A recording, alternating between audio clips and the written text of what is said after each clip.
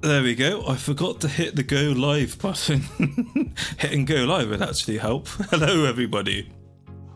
Good evening, everybody. How are you all doing today? How's the microphone volume? Am I too loud? Am I okay?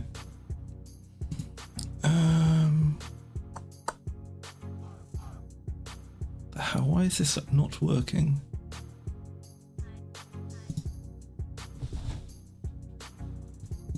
On Earth, why is this not working? Hang on.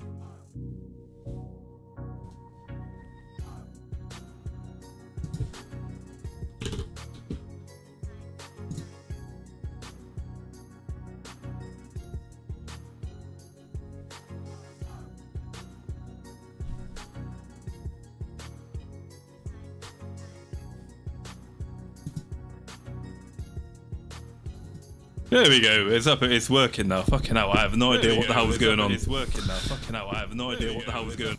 Oh my god, let's not get that in triples. How's it going, everybody? Good evening, gentlemen. How are we all doing today? Oh Christ, hang on. I am not at all prepared for tonight, actually. It's been one hell of a busy week. There we go. Tracking's back. Yo, hello everybody. Alright, look, I promise this time, okay, tonight's stream is not going to be 3 hours long. It's definitely not going to be 3 hours today. I just want to go over some little stuff that's going on Phasor this month. Of course, today's stream, as always, is presented by yours truly, Lord Maulington, the sexiest man in VTubing, replacing Vox Akuma. I just wanted to move myself out of the way so you could read that. Make sure you note this down. I am coming for Vox's tight ass. And I'm replacing him as the sexiest man in VTubing as he's taken his little hiatus in Billy land. Anyway, let's move myself back down. So, if you didn't know already, jelly tears are now available on the FaZe Connect shop. They're very cheap. Make sure to get them before they run out of stock. Jelly tears are in high demand. So anyway, let's continue on with what's going to be on today's agenda. So on today's agenda, we're going to be talking about FaZe Connect going to Anime New York City. Honestly, you couldn't pay me to go to New York City, if I'm being honest, but it's a pretty big venue. There's going to be a 3D concert, a FaZe Connect 3D concert with Mint I don't know how you say Mint's surname. I'm going to be honest, I don't watch Mint, unfortunately. How do you say her name? Is it Fantome or is it just Phantom?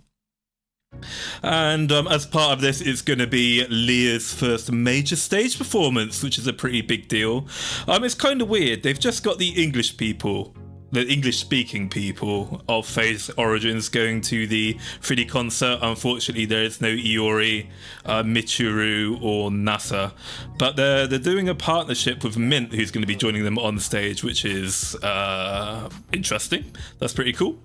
What have you done with the British furry? Don't worry. The furry hasn't gone away. I've got a little toggle. Hang on, there's still so many people I guess who haven't seen the new model. Let me, God, people won't recognise me unless I'm like this. Here we go. Are you happy now? Are you happy now? Human jump scare. Poor Jerry. Hope you're doing well. I'm doing pretty well, thank you, Sadistic. England is currently burning, and personally, I myself am fucking furious with what's going on at the moment, but I'll try not to do anything too retarded until I've got the Flavor and Faith documentaries out. Then I'll go full retard, right, and do something I'll probably regret. Somehow this is worse. Fucking hell. You guys can't make up your goddamn minds, can you? Okay, if this doesn't work, it says, how about this? Hello, my lovely boys. Give Lord Maulington a kiss and with him. Oh, boyfriend experience time.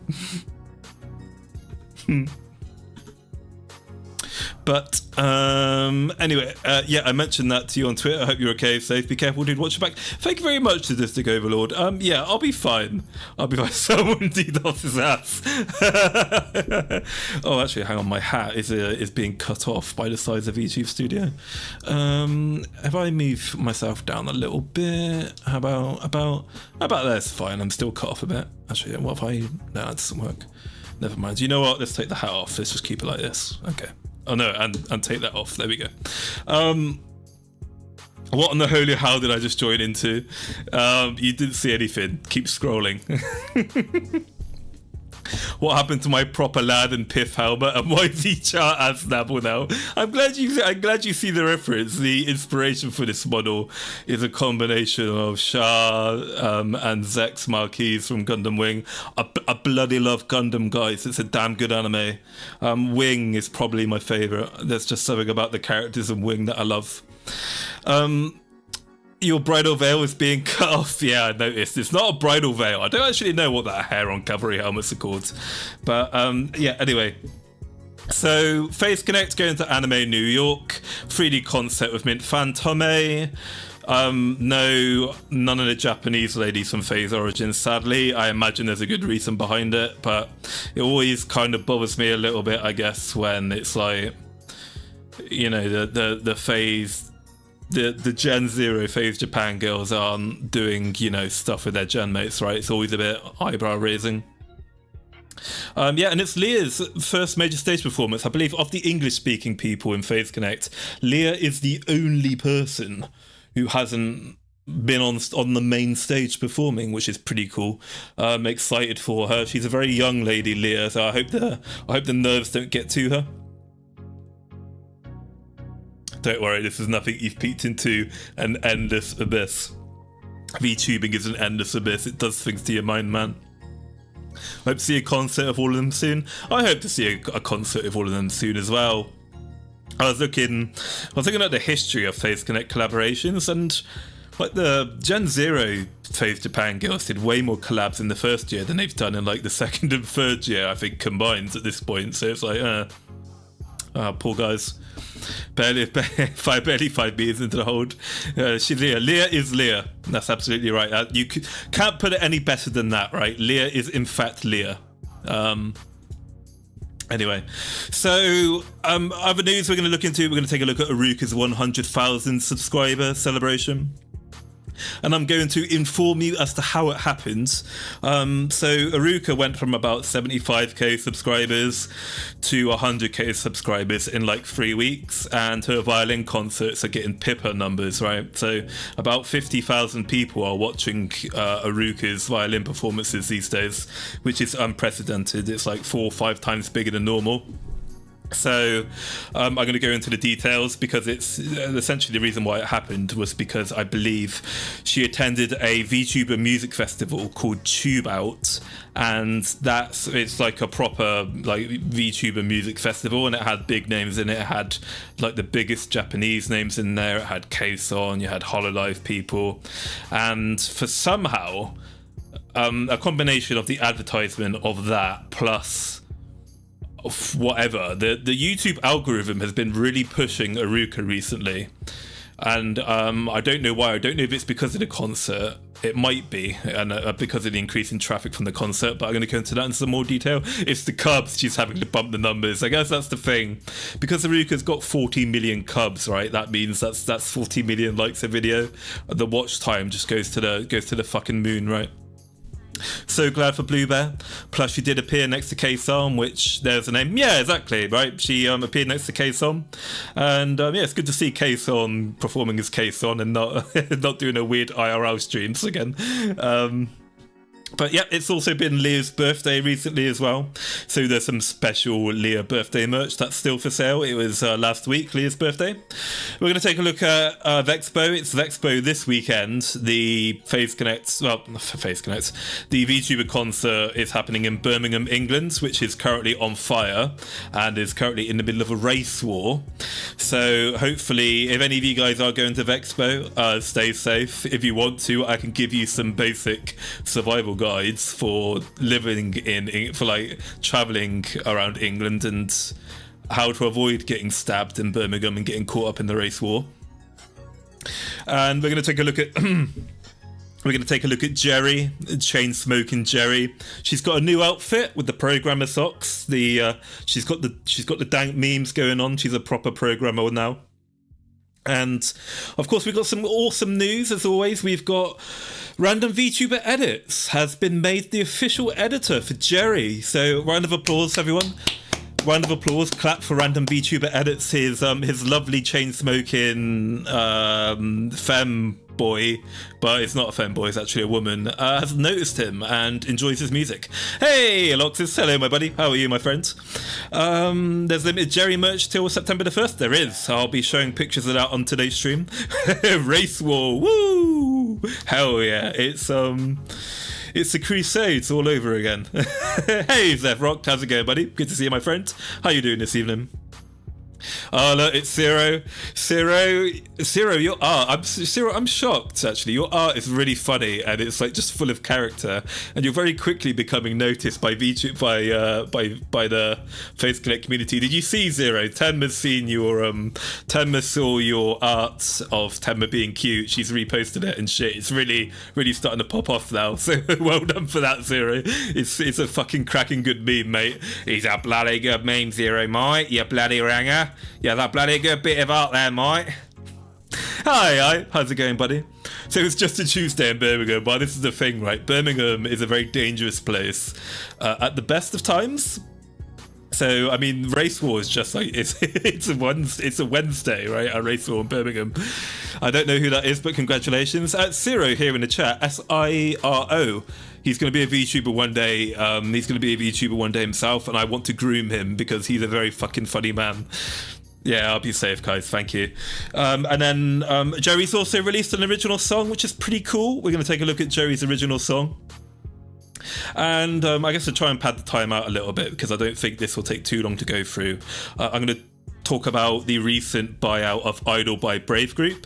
I'm surprised none of the big VTuber channels really talk about Brave Group and what they get up to, because Brave Group have their shadowy tendrils in fucking everything in VTubing in the West these days. They own Vtuber, they own multiple VTuber record labels, they own Globy, now they own Idol. So yeah, I think there's a lot to kind of unpack with that. It's solidified.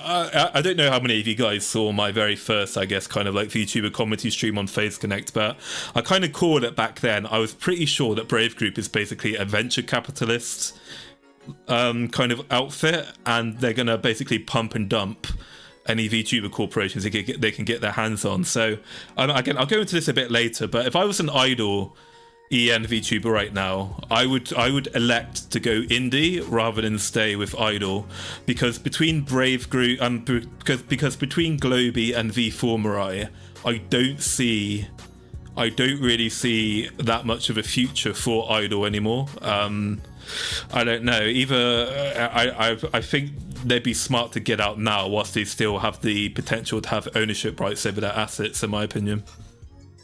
I hope Idol EN and ES get 3D. I do too. I'm really looking forward to seeing Bin Benrose get on stage and do her stuff. I quite like Rin. Obviously, she's a fellow. I think Rin sounds English, so I'm going to say she's English. But yeah, I'm always going to root for my fellow English people. I love a good bit of Bin Benrose. Brave 3D is extremely good. It is extremely good. I think it's going to be tricky, I think, for when it comes to Brave Group. I think if you're an Idol EN VTuber, you either leave now and establish yourself as an independent, or you stay in Brave, and then basically what you do is you prepare. You get like your little overnight bag ready, and you get ready at a moment's notice to hear that Brave is closing Idol down, or like merging it with Globy or Vtuber or something, I think. Someone in the UK talking about grooming someone, you must live in Rotherham. I think the thing is I've got a very distinctive accent, right? So it's probably very easy for fellow English people to tell exactly where I'm from. But honestly, yeah, going indie won't be better than that an idea. Yeah, I don't think so either. I look away for a few days and he's just suddenly transcends his munchkin form. Hell yeah, I'm a real VTuber now. Hopefully Lisa will be okay. I hope so too. Lisa, God bless her. I bloody love Lisa. She's such a sweetheart. She's very talented. I think, yeah, so I was saying, I was hoping that Lisa didn't make a mistake by joining Idol. I kind of thought that maybe she was. Hopefully I'm still wrong, but it's not looking good so far for her, God bless. But yeah, anyway, let's move on to our first slide. So let's talk about the Anime NYC 3D concert with Mint Fantome. So the Mint Meister, God bless her, sweet little angel. she's collaborating with Phase Connect at Anime NYC, which is pretty big news. So in regards to this, I've seen a lot of people start, shitting their pants and kind of like theorizing that she's going to be a Phase invader. And personally, I don't think that's going to happen. Obviously, I'll explain why. I want to know where the fuck the Phase Japanese origin girls are. Ook ook. And Leah's first major stage performance, which is good for her. So Anime NYC is happening on the weekend. Commencing August 23rd, I think, is the first weekend of Anime NYC, and Leah's performance in particular is going to be on the I believe it's going to be on the Sunday, and it's going to be from 2:45 p.m. to 4:15 on the main stage. So you've got Pippa, Tenma, Leah, Uwuka, and Mint Fantome. As always, obviously this is being powered by SPWN Spawn, providing the 3D assistance and the ticketing for Phase Connect 3D performance. And obviously Anime NYC is sponsored by and run by Crunchyroll. So as you may or may not know, Phase Connect is cash flow positive, but they don't have enough money to have like their own in-house, 3D assets and 3D studios. So they do like rent this stuff. They do get third-party assistance at the moment. So they're still very dependent on relying on outsiders in order to, fund this stuff, right? So let's start off with the big story. Since I'm not a clickbaiting drama tuber, I just really like mentally unwell people.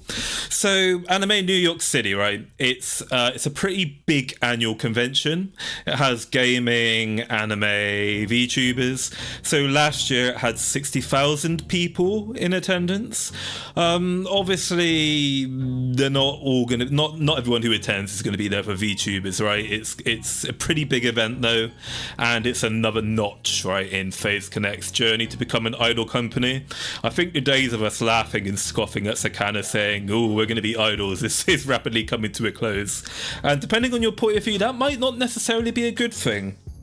It might not be a good thing, because as we know, as Pippa herself has said on the stream, as Phase Connect does make its journey to becoming an unironic idol company, they're starting to become very self-conscious about the kind of audience they're attracting and the kind of content they do. Obviously, you've still got Lumi, who gives absolutely zero fucks about being cancelable. Fortunately, no one watches Lumi, so no one notices when she's being a very naughty girl. Right, but depending on what kind of Phase Connect fan you are, you might actually be a bit alarmed, maybe a bit disappointed in this development.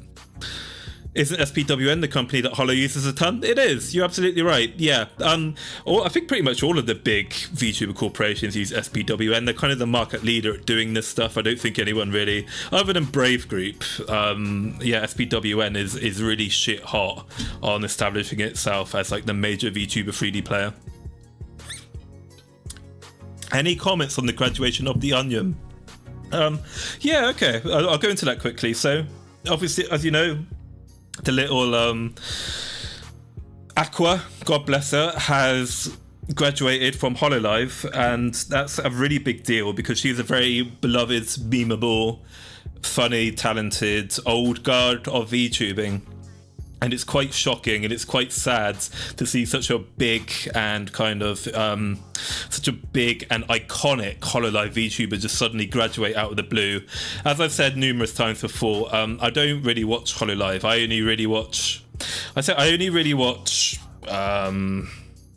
fucking hell, this is embarrassing now. I've forgotten her name. My old man brain is getting in the way. I watch Rabbit Girl. What's her name? I genuinely do watch her streams as well, and I've forgotten her name. Who's the one who does a lot of shit with Nene? What's her name? Fuck it out. Rabbit Girl with the glasses and the white t-shirt. Not Pecora, the other Rabbit Girl. Oh Christ, please. What's her name? I've forgotten her fucking name. No, not Pecco. Not Pecco. She's got kind of like clown theme going on. She's got like the purpley eyes. Polka. Polka, thank you, Axis. It's Polka is who I watch. Yeah, Polka, thank you. Potato PC Polka. Yeah. Anyway, I only really watch Polka, and I watch like every now and obviously I watch Scuba. Like everybody loves Scuba, right? And I watch Mori Calliope, so I don't really know all that much about Hololive, honestly, but. It is really, it's sad, and I wonder if it's a sign of times to come when you've got like, you know, the old guard VTubers of Hololive start graduating. I don't know if she's graduating because she's had enough of VTubing, if she wants to get on and become like a quote unquote real idol, or if she's burnt out or something. Hololive. A lot of like failed streamers and really bitter, jealous people get absolutely butthurt, right, about how Hololive is like the path to instant success. You know, you join Hololive, right, and you've got 100k subs within a week of announcement, but I think these people don't realize how much pressure and the massive amount of expectations that are required of Hololive VTubers. It's not the kind of, you know, VTuber organization where you can, you know, just roll out of bed like 5 minutes before stream, you're hungover, you just rock up to stream and you go, hey guys, oh god, I'm fucking like shit housed after the Thanksgiving party. I'm just gonna, let's talk about, I don't know, let's talk about Gundam Seed or something, right? Yeah, it's. I wonder how. Yeah, it's hard to explain, right? It's kind of like even though I don't particularly care for Hololive, really, it's still quite shocking news, and it kind of makes me feel like there's almost like a kind of minor decline going on in VTubing. It's very dramatic, right? But I wish the Onion the very best, even though I'm not a particular fan of the product of Hololive. I really do, as I always say, right? Any VTuber, any streamer out there who puts in all that time, work and effort to develop themselves to give this fantastic performance, nothing but like the maximum amount of respect and love for those guys. It is not easy. I feel really bad for them. They basically don't have lives, they just live and work. So it's nice. I guess one thing that can come from this is that it's good to see that the Little Onion can now maybe, you know, kind of wind down a little bit and kind of enjoy life, not have to get stressed out so much. If the rats are to believe, that's most likely creative difference. Hey Eric, how you doing, buddy? Yeah, I've heard the rats. There's always rats, right, about this shit.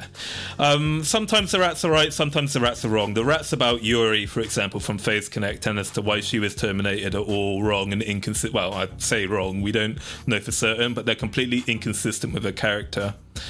I'd be very curious to know what creative differences they will be. I think there's some alarm bells currently ringing with Hololive at the moment, because more and more foreign investors are starting to buy stocks. We know what happens, right? Once foreign, particularly Western foreign investors start buying up stocks in companies, they start to rot the place, right? Besides a few really big streamers, streaming is a low shelf life career. A lot of streamers retire after 2 years, either quit content creating or become more passive. That's very true. You've hit the nail on the head there, Loxus. Streaming quote unquote professionally is a very good gig if you're able to attract a big audience and get a lot of money for low effort. The problem is with VTubing, in a sense, is that VTubing is a victim of its own success, because it takes so much time, effort, planning to just do any regular stream, even if you're just gaming, right? In a lot of cases, you can get burnt out very quickly. I as I said before, I started getting really into VTubers in about 2020, for example. Oh God, I don't like naming names because it's very rude, right? But one of the first VTubers I really fucking solidly enjoyed was Girl DM, right? And Girl DM, when she first started streaming, was super. Girl DM, right? She was super energetic. She's a natural entertainer. She's really funny, and she was like the master at manipulating her model. She had even 3 years ago. She's still her model from 3 years ago is one of the finest tracking models and most expressive models in all of VTubing. Still, after all this time, right? But obviously, after doing that for so many years, she's kind of. She as an entertainer these days, she's almost a completely different person. She's lost a lot of her, I guess, kind of like passion, energy, and her sprightliness that she used to have in her early career. And I don't hold that against her, right? It's just, you know, you can't. you can't go on stream and give it 100% and tell like dad jokes and be constantly funny all like 5 days a week, every week for 3 years. So yeah, VTubing has a short shelf life. VTubing in particular has a short shelf life. So you want to get as much money as possible so that you can dip or transition to something low effort, which might kill off a good chunk of your fan base, right? Being a streamer is like being one puddle within an ocean. Yeah, it is, especially from a certain tribe. Yeah, you're right, Eric. Yeah, I really do enjoy the talents, even if I don't catch much of them too often. Yeah, this is the thing. I guess I have a weird definition of like and dislike, right? So if I actually don't like a VTuber or VTuber corporation, I just don't watch them or I don't talk about them. When I say I don't like something, what I actually mean by that is I only like it enough to maybe watch clips every now and again. I don't feel, assuming you've got the time, I don't think you can reasonably say that you're a fan of a VTuber or VTuber corporation unless you actually watch them stream and you want to watch them stream, assuming you've got the time and the time zone allows for it, right? Because I see a lot of people, for example, White Knight to Deaths, the Hollow Stars, for example, you know, the HoloLive's male streamers, but they don't even fucking watch them, right? And it's like, what? What? How can you like frothing at the mouth defend or like talk positively about a product you don't even watch? It doesn't make sense, right? You're not fans of them, then, are you? I watch Hollow Stars sometimes as well. I really like Axel. Axel's pretty funny. I really like Australian VTubers for some reason. I think the Australian character is well suited to VTubing. The VTuber industry has grown into the point where people are arguing which is their favourite football team now, I guess. Yeah, I think that's true. It's becoming more socially acceptable to do that as well, Tarek, because I mean, I did that, right, as well. I did the whole football team stuff when I first started doing my content creation of complete Face Connect dominance, right? But when I was doing that shit, I was genuinely doing it for the meme. I was doing it for a laugh. And I've kind of toned that down now because I feel like kind of bad and it just feels like gross to do it. But yeah, we're starting to see the gradual erosion, I guess, of social taboos in VTubing. Reddit is getting very bold now with talking about people's past lives. Every time there's a new HoloLive VTuber, within the first 5 comments of the Reddit threads, they'll tell you exactly who this VTuber was and what their content is about. Yeah, so it's kind of like a roll in. It's kind of like a domino effect from an increasing number of normies coming in, and it's like emboldening, I guess, kind of like fake fans who don't actually care about the social, you know, apparatus of VTubing are now becoming emboldened to, I guess, talk about, you know, the stuff that you really shouldn't do, I guess, if you're trying to keep within the culture. So, right, it's like every time, like, for example, in VTubing, it's considered very naughty to talk about the funny numbers, right? But sometimes, as a meme, I deliberately talk about the funny numbers, but get them very wrong, because I know instantly people who will get violently angry about you talking about the funny numbers will just fucking swoop in there, right, instantly, and tell you what the funny numbers really are. And it always makes me scratch my chin and go, okay. So if the funny numbers don't matter and it's verboten, then how do you have this all recited to memory, right? It's just a fucking stupid hypocrisy. You don't think about it too much, right? But anyway, we're going horribly off topic now. Where was I? Yeah, anyway, so Anime NYC. Is anyone here attending this convention, by the way? Any of you guys going? You looking for it? Looking forward to it? Personally, from Anime NYC, when they do this 3D, you know, concert, I want to see a Tenma rap, right? I want Uwuka and Tenma to perform Da Pump again. I want to hear, you know, Grandma Tenma do a thing. Hang on, let's actually play it for a second. If you don't know what I mean, right, this is what I mean when I say I want a Tenma rap. Right, this is the famous Tenma rap. If you guys aren't familiar with it. Hang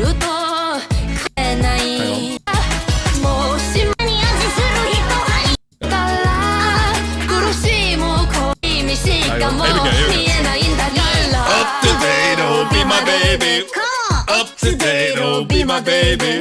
均等の愛なんてもうとうにない。無理誰かを愛そうなんて無理無理無理無理。この愛の重さはちょっと急ちょっとよなんて考えちゃダメージダメージ。今高鳴る胸冷静に君に届けよ決心のメッセージ。もしも君じゃなかったら。I fucking love Uwuka's voice in this one as well. The two of them go just. I've said this before, right? Tenma Uwuka is like my favorite collaboration duo in all of Phase Connect. I don't know what it is about these two. They just work so well together. As Todd Howard would say, it just works. Tenma and Uwuka, it just works, right? Tenma's spitting fire here. Hell yeah. Oh, let me say, I missed some messages here. Having an Oshi drop off the face of the earth for years and change my mind. Yeah, fortunately for me, Lumi's a cockroach, right? Lumi's my Kamiyoshi. The woman's a cockroach. She's kept her IP through like two switches, right? Lumi's gone from being a corpo to an indie, to another corpo. I think did she go indie twice? I can't remember. But yeah, hopefully Lumi won't die. Otherwise I'll be really sad. I'll have no RTS gamer to watch anymore except Ludi et Historia, right? By the way, Maury's still burnt out. I know she said she stopped listening to music. Yeah, I think Maury's still burnt out. See, I really like it when Maury Calliope talks about the life of being a VTuber and what she thinks about VTubing and being a corpo in general. I always love, like, it's one of the reasons I really like Dizzy Dokuro is I like it when people like VTubers, people in the industry, talk about meta stuff within the industry. Is always fun. Yeah, I want to see a Tenma rap. So unfortunately, as per the name, it is in New York City. So if you are going to New York, don't buy ice cream from strange people, folks, and keep your bags hidden. New York is currently lawless. The police are leaving in droves. The National Guard has been called in. All the shops are closing. Meth heads and opportunists are fucking stealing everything not nailed down. So yeah. Be careful if you're going to New York. Be careful if you're going to Birmingham for Vexpo.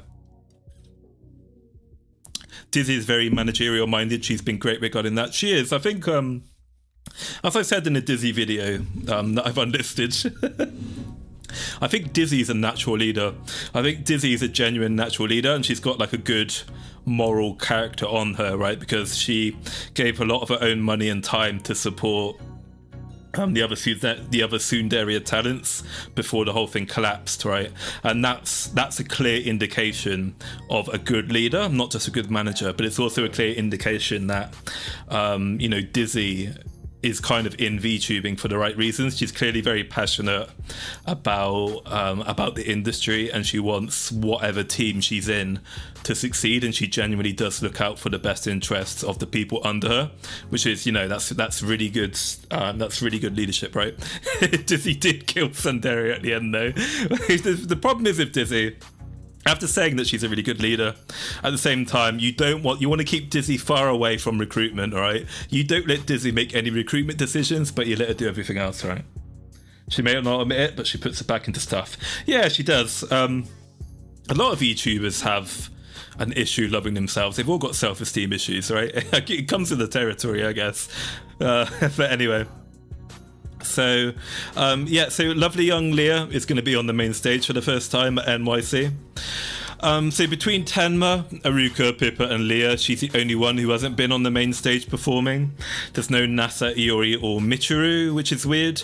And I mean, again, there must be some kind of like logical explanation as to why those three aren't attending this 3D concert. Has anyone got any theories, any raps, any information you've heard as to why they may not be attending? I don't know if they've said themselves on stream why they're not coming. The only things I can think of is that maybe due to the fact that they're Japanese citizens, they reside within Japan, maybe it's difficult for them to travel. I don't know if maybe Face Connect management feels like they're not ready to perform on stage. I'd be very surprised if that was the case, because with respect to Leah, Leah's definitely put a lot of work and she's come a long way. Iori, Nasa and Demichi, when they first joined Face Connect, were quite a ways ahead of Leah when it came to singing and dancing, right? So I'm not sure why those three aren't attending. Time issues, you think, probably? Or maybe they don't have the 3D models of Spawn, maybe. Michiru made her own 3D model. I guess maybe they want to have everyone have like a 3D model that's, you know, they don't want to have this weird situation where one 3D model is of vastly different like art and quality to another one. So maybe they're still working on getting the 3D models for everyone. Any Face Connect talent leaving the house. Yeah, it's yeah, they like mold, and they like staying in, and they like eating. Have you noticed that with Face Connect talents, actually, they all really like to eat a lot, which is based. I also enjoy eating a lot, right? Oh, is it time zones, you reckon? Okay, time zones would kind of make sense, but then, yeah, I guess so. I guess that makes sense, right? Because the Face Japan girls, I'm pretty sure they all work full-time jobs in addition to VTubing. So kind of like my first thought would be, well, why don't you just, you know, adjust your sleep schedule just for the sake of the concert? But I guess if you're working full time and you're working for a Japanese company in particular, right? They really don't like it when you have time off. So yeah, maybe they don't want to cause trouble for their companies, right? Women in their mold caves, yeah, they're just like us, for real. But they probably smell slightly better than we do. NASA, Loki and Clara met up with the group while they're in Japan to do the 3D stuff. Not sure what it means for NASA, but I figure Loki and Clara were nearby. Okay, that's interesting. I'd love to see Pippa become a proper idol. Dream come true for her. In some respects, she's kind of already achieved that dream, I guess. Pippa's come an awful long way since Pippa the Ripper. Pippa the Ripper is a straight bop, right? I fucking love that song. It's really good. But you have to admit, though, I mean, you have to, at the same time, the singing isn't particularly great. Even the auto-tune is struggling to carry Pippa through that song. But you listen to Pippa sing these days, she's actually really genuinely good. She's even got the steppies in. So fair play to Pippa, right? Good for her. Cringe core anthem. Yuri confirmed she lives in Canada. Oh, does she? I didn't know Yuri lived in Canada. I mean, Tenma's Canadian, Yuri's Canadian. No, I think the Face Japanese VTubers are all Canadian, really, right? But Pippa's made an absolutely mental turnaround. Yeah, she has. It's good to see that. It's good to see it. You'd love to see it happen, right? Because what did Pippa say again? Like in Pippa's first year, she thought the highlight of her VTubing career would be killing herself on stream to the delight of her followers. That's what Pippa thought her first year of streaming would be like. And when you hear stuff like that, I think, fucking hell, Pippa, Jesus Christ. It's one thing to think that. It's a second thing to fucking say that to everyone, right? But to come out and admit that, I was like, whoa, what? Yeah, Zevrock, this is serious. Genuinely, right? Pippa's come out and said this. Pippa has said this. She said that she thought in her first year of streaming, basically no one would like her, and the highlight of her streaming career would be her killing herself on stream to the delight of her viewers, right? Which is fucking mental to think about, but kind of like I said as I mentioned before in the Pippa documentary, that's the thing with people who live on 4chan, is that when they become successful and they get a lot of support and they get some affection, they kind of come out of that weird, doomer, I don't know what you call it, like edgy phase, right? To the delight part. Maybe I'm misremembering the delight part. I've actually got the clip on one of my millions of tabs. I think she did say to the enjoyment or like the delight of her fans. I think she did use words to that effect, but I'll have to double check that. It was Jim's pep talk that made her figure it out. Oh yeah, I know the funny hat man is a big inspiration for Pippa. He's her male Oshi, right? But yeah, I don't actually know much about what Jim's actually said to Pippa behind the scenes. I don't know much about I like Jim, but I don't follow Jim that much. But anyway, yeah, so Leah is on the main stage concert. No Phase, Origins Japan. But I haven't heard Leah sing that much, by the way. Have you got any Leah cons in the audience today? How's Leah doing? I watched Leah's birthday stream, and she seems in very high spirits, so she's probably looking forward to it. And yeah, just in generally speaking, it's nice to see after so many years of hard work and numerous attempted cancellations from retards on Twitter and Reddit, it's nice to see the Phase girls finally get, what they've been working hard for these last few years. It's funny, with Phase Connect, they get stronger after every cancellation rather than weaker. And I think a big part of the reason for that is because they because Phase Connect started from scratch with very little marketing, and they had like their weird niche brand of shit that pandered to the boards and. Well, I wouldn't say pander. Pander's the wrong word. It's just naturally their sense of humour, right? I don't like the word pander. That implies that they're, I guess, grifting off of it. It just naturally, like, Phase Connect naturally appeals to people with that mid-2000s internet culture sensibility. It panders to the kind of people who go on sites like Kiwi Farms, Virtual Asylum, 4chan, right? But yeah, it demonstrates to you how like the strength of avoiding virtue signaling, right? So Fishman, I think, Fishman knows his audience, right? He knows like the average Phase Connect fan is a spicy boy who likes edgy humor. And he knows that when Twitter and Reddit get outraged and try to cancel Phase Connect VTubers, he doesn't have anything to worry about really, because he knows these people don't fucking watch Phase Connect anyway. They never will. They'll never like Phase Connect. He knows that as long as he keeps our kind of people happy, then everything's fine, right? It's when we get pissed off, that's when the Fishman needs to be concerned. So I think that's why he allows them, he does give them enough rope to kind of hang themselves and drag the company down with them, potentially. It's because essentially Fishman knows that the people who don't matter, Redditors and Twitter people, their opinion doesn't matter, right? So let them whine and complain. Don't pander to them, don't virtue signal to them, don't apologize to them. They'll get bored and fuck off eventually. It doesn't hurt its bottom line because they don't buy merch, they don't watch the bloody streams anyway.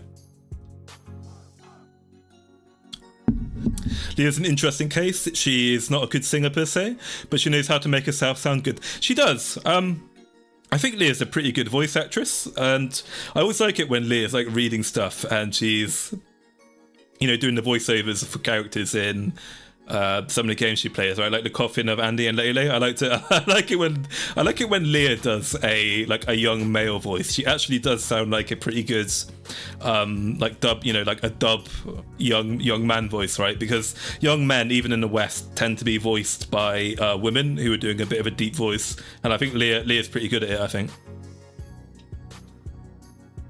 Real, I spent way too much money on merch. Yeah, I ordered merch as well. I've ordered the Lumi office acrylic stand, and I ordered the Phase Invaders stand collection as well. I have no fucking idea when the hell it's going to arrive. I don't know when it's supposed to arrive. Phase Connect merch is like Gandalf the Grey. It arrives precisely when it means to. So Phase Connect merch says it will be here, let's say, for example, on the 1st of August. It's not coming on the 1st of August. It's probably coming on the 2nd of October, the year after that, right? So every time I buy Phase Connect merch, I basically just write that off. That money's gone. I'm never going to see the product. That's kind of my mentality with Phase Connect merch, right? I blame the Chinese manufacturers. Fishman has had a lot of problems with his suppliers, right? He's had a lot of problems. If he's not having problems with the production company, he's having problems with the people supplying. So it's not entirely his fault, but Fishman really does need to fucking get his act together with the merchandise. Phase Connect has a lot of goodwill, right? We're very patient, and we're willing to look over the fact that the merch situation is fucking ridiculous. But it's starting to become not funny anymore now, right? He's becoming... You give Phase Connect the benefit of the doubt when they're a small little Who company, but they've got a lot of money now. I think Sakana can do a little bit more to improve the merch situation. And don't get me started on the Phase plushies. Yeah, that's the big thing. The Phase plushies, problem number one. Every time Sakana makes a tweet, there'll be at least 5 people replying onto Sakana asking what the fuck is going on with his plushies. One Rooney fan got Bunny Standy broken twice. Packaging is a problem. It is. Packaging is a problem as well. I saw Nova Crusader, who's a Kapipi, talking about how some of his merch is like missing stickers and, you know, branding stuff, right? Like I think he ordered like a Tenma cup or something, and his Tenma cup was missing all like most of the fucking Tenma stickers on it. So it's just a cup, right? Instead of a Tenma cup. Honestly, Phase Coffee should be set up like one of the coffee subscription service, not $35 and get shipping to not stupid prices. In principle, I agree with you, Direwolf, but then the thing is, the face coffee sells out quite quickly. So, if anything, Fishman is actually undercharging for the face coffee. He should be charging more because he sells out very quickly, I think. But yes, I would like to see Face Connect merchandise and the shipping costs reduce. My Leah stand has a slight crack. I'll see. I'll let you guys know what happens when I get my I'll let you guys know what happens when my Phase Invader stuff gets here. See what state it's in. But like, let me put this into perspective for you, okay? So Oshi Push, the VTuber card game company, reached out to me out of the blue, right? And they told me, apparently they said that they used some of my Face Connect videos as like quick research, and to like, well, they didn't use it as like the sole. They didn't use it as the sole reason for, like, the sole, what's the word, source for their research, right? But whilst they were doing this collab with Face Connect, they watched some of my videos to kind of get like a, you know, a rundown on like the memes and the history and what some of Face Connect's VTubers are about. So they reached out to me out of the blue, and they thanked me for it, and they offered to give me 15 of like these Face Connect pre-debut card packs. Quick QRD. Hang on, I'm getting to the point. But anyway, the point is, Oshi Push was able to mail me like a small Kickstarter company with like $500,000 to its name, managed to send me, you know, like 15 packs of cards, like within 4 days of me giving them my address details. Whereas Face Connect, right, an actual, you know, pretty relatively big corporation these days can't get fucking plushie merch, right? Whereas independent VTubers can. It's like, ooh, Fishman, come on now. I saw the vid, you got really lucky. I did get really lucky. Apparently, being the Face Connect simp has its benefits, right? Anyway, what really interests me about this collaboration with Mint, I did try to wait as long as possible before doing this stream to try and see if any more information would surface, and there's no explanation yet as to why there's a partnership with Mint Fantome. I think this collaboration will work out great. You've got Leah and Mint, right, have a history together from when Mint was obviously a Niji Sanji VTuber. I think Mint and Leah are on pretty much most of the same wavelength. Mint's personality makes her a great fit for Face Connect as well. I think Face Connect still has a general image quote-unquote issue with r/virtual YouTubers. Many people on there are like neck deep in that purity cult garbage where they're obsessed with, you know, categorizing everyone into bad people and good people, you know, over stupid shit that doesn't matter. So I think with this collaboration with Mint, right, Mint's like Reddit's princess. I think if Doki Bird is the queen of, I guess, r/virtual YouTubers, I think Mint's the princess. And with this collaboration with Mint, it will probably make Face Connect look much more positive in the eyes of the kind of like the general Twitter and Reddit bro, who still thinks, you know, many of them still think Face Connect is this organization of alt-right Nazis and, you know, they dog whistle racist shit, you know, which is fucking retarded. But I think that this partnership will do a lot to, I hate to use the word rehabilitate, but maybe, you know, convince Redditors and Twitter people that they're wrong and that there are many people in Face Connect who have something to offer them. But at the same time, I do think this kind of more general appeal, this more general marketing, as with any situation, as with any niche that eventually grows, it is, I think, going to be a kind of double-edged sword. I think it's going to be a double-edged sword. I'm always happy to see more people come into Face Connect and enjoy its VTubers. Obviously, I do videos where I basically advertise for them for free because I want to share the love of Face Connect with people, because I think Face Connect offers something that a lot of people are unaware of, that they enjoy and that they actually want to watch. Right, but some of these Reddit people, though, unless they get with the program or shut the fuck up, they can fuck off. I don't want them here in the fan base, quite frankly. But what can you do if the collab with Mint brings tens of thousands of Redditor types into the Face Connect community?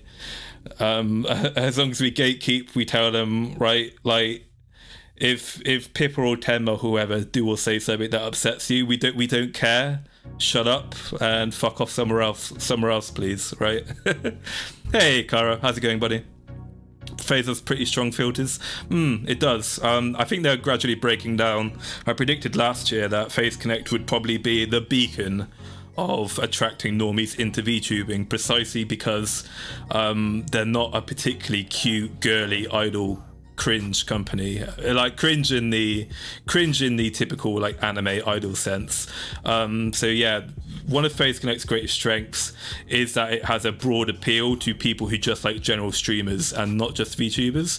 But then the problem with that kind of approach as well is that that a lot of normies, particularly like the people who are kind of bridging into VTubing through Asmongold's interest in it, they're going to mostly gravitate towards FaZe Connect and people like Kirsha, right?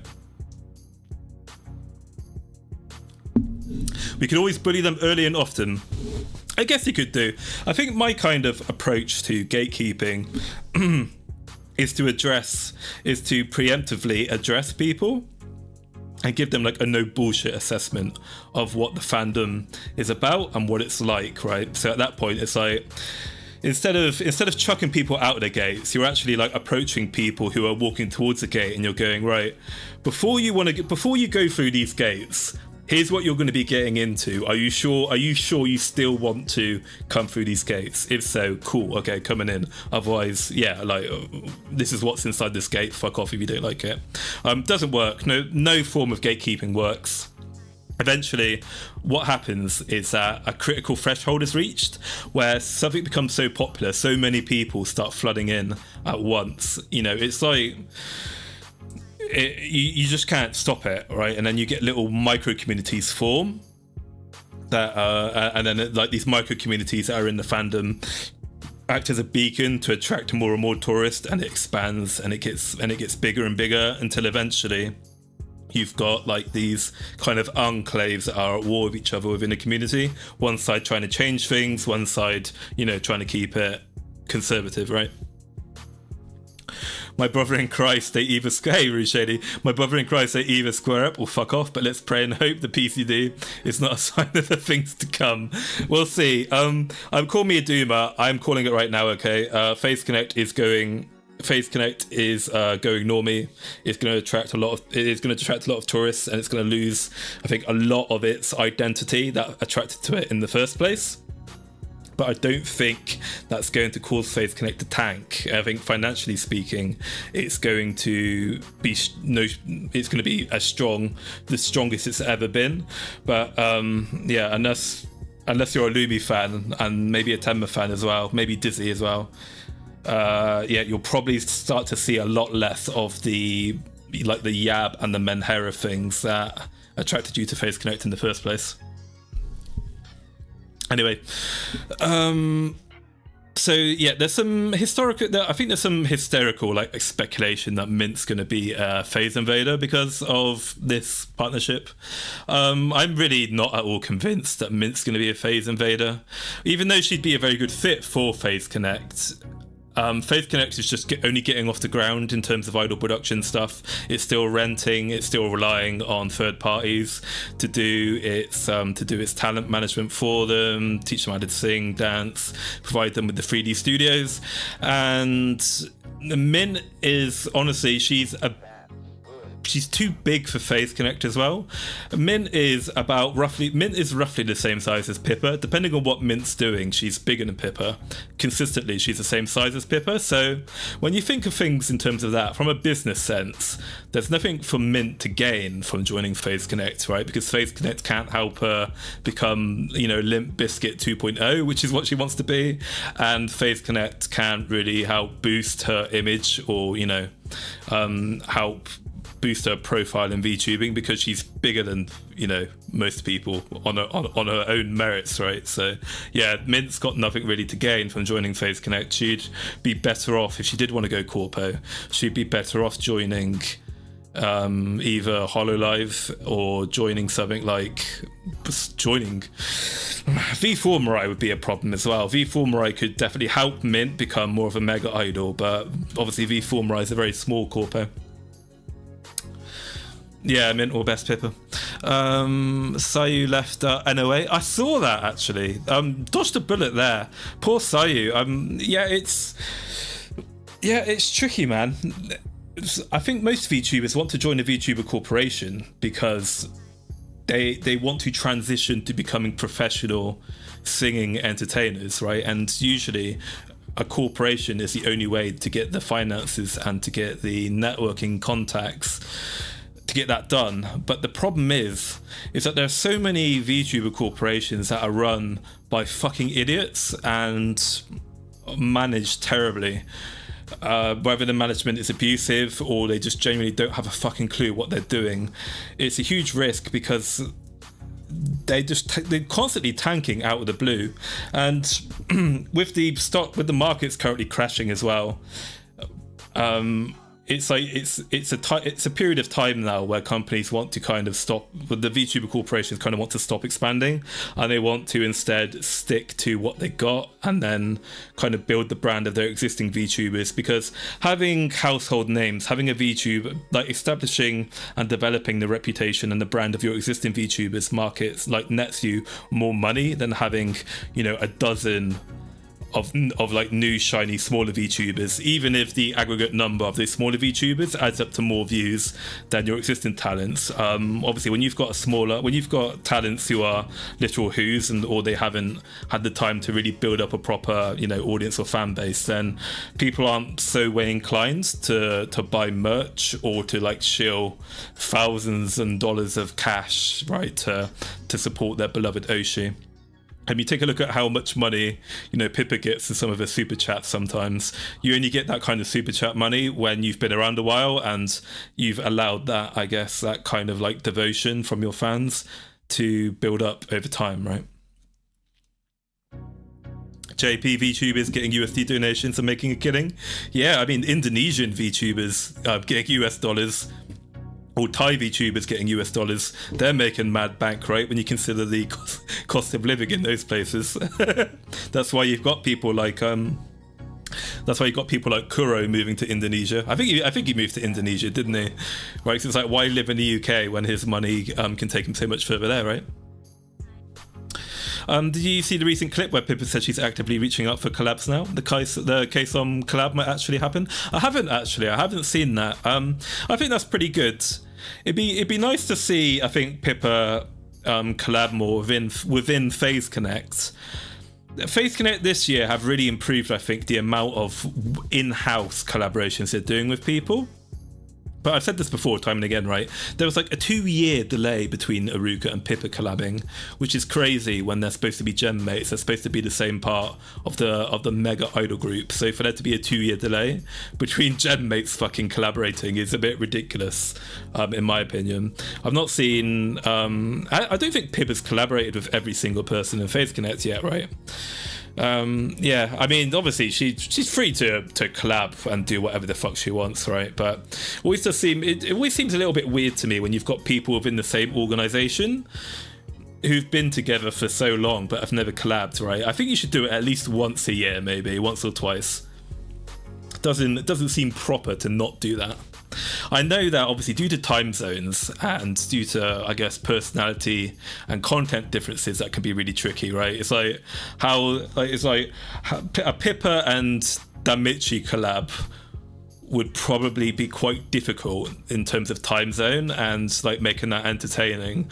But I think, despite being a stinky 4chan neat and socially anxious nerd, Pippa's actually really good at reading people, and she's good at kind of adjusting herself to, you know, like bouncing off of another person. So I reckon Pippa could make a Damichi collab work, for example. Pippa, Jelly and the Hamster is the best. I really like Amy, actually. Amy's quite funny. She manages to be a hyperactive, like, American woman without being cringe, in my opinion. So I think Amy's pretty good. But yeah, is there anything anyone would like to add about the Anime NYC 3D concert with Mint? Any questions? Anyone got any comments about this? Anything you wanna talk about before we move on to the next slide, which will be about Uwuka? Lumi's great at wrangling Pippa. Lumi is great at wrangling Pippa. Sometimes Pippa needs to wrangle Lumi. Lumi goes off the deep end sometimes. What I like about the Lumi Pippa collabs is that Pippa likes to bully Lumi, and Lumi's really good at rolling with the punches, right? But Lumi does a very poor. I remember this. I remember this very well for some reason. I don't know why I remember this. But when I was doing the research for the Pippa video, I was looking at a collab between Pippa and Lumi during the Cuphead stream, and Pippa was probably inappropriately, I guess, gushing about her internal thoughts and feelings. She was basically admitting that she was parasocial for VT on stream, right? She was talking about how guilty she was feeling about not streaming 7 days a week for VT, right? And she was getting probably on the levels of, ooh, Pippa, like, shut up, you're getting into lolcow territory now. And then after Pippa had spent like 5 minutes, bless her, crying her soul out to Lumi about how she was feeling. Immediately, the first thing Lumi says is, "Oh, I've got a pizza in the oven. I'll be right back." Right? It's like Pippa just fucking spilled her guts out to poor Lumi, and Lumi was like, "Yeah, whatever. I've got a pizza in the oven, man. I need to go get it." Fucking the lemon whore, man. She's cold. Lumi's cold sometimes.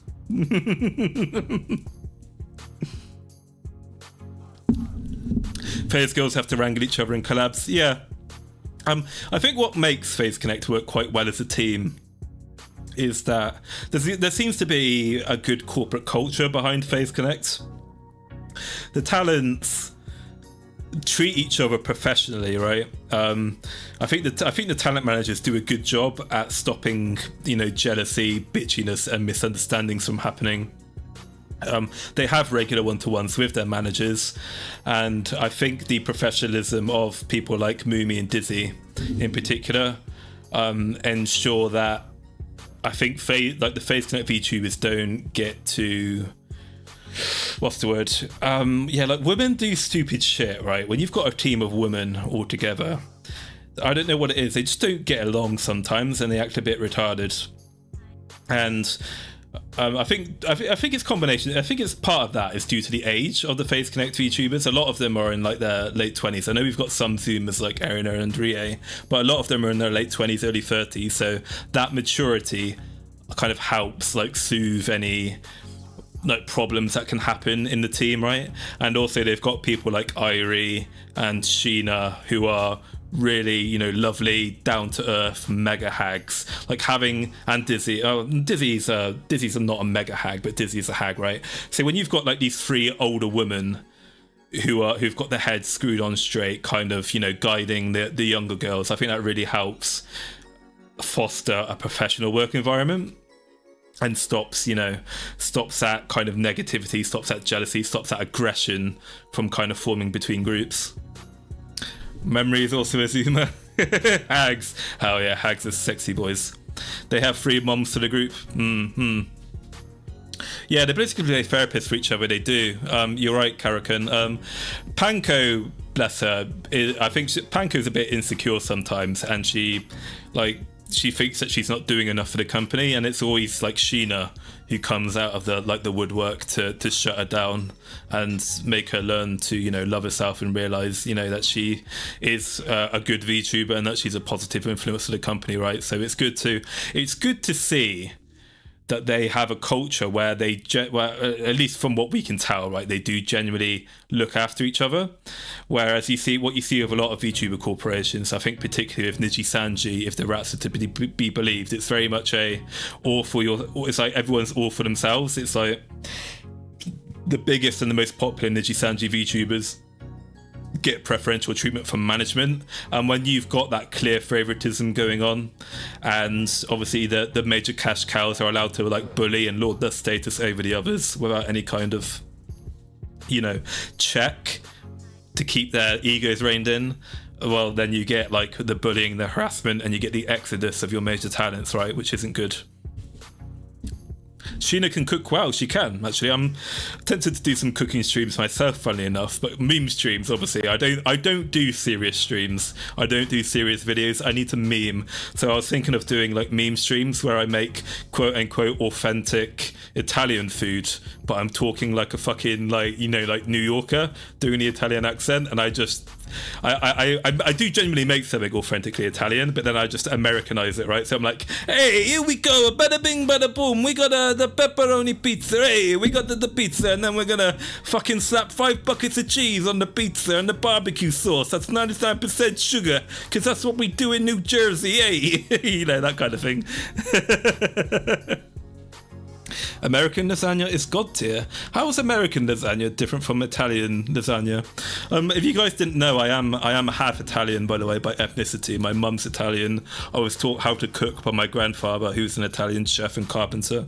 So I can actually make authentic Italian food. I don't really like British food.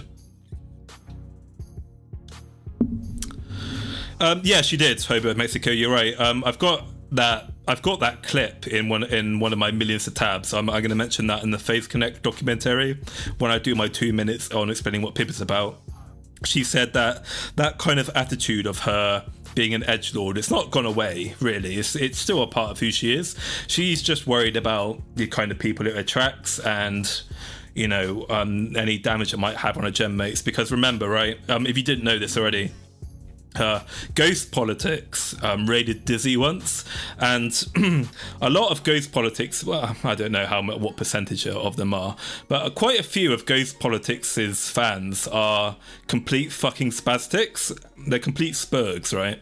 And when Ghost Politics raided Dizzy, they started spurging in a chat, and Dizzy closed the stream early, right? Because they were just shitting things up. So I think Pippa doesn't want that kind of thing to happen, where spurgy capitalists are going on a Sheena Amanagawa stream and, you know, talking about Donald Trump being killed and the Jews and shit, right?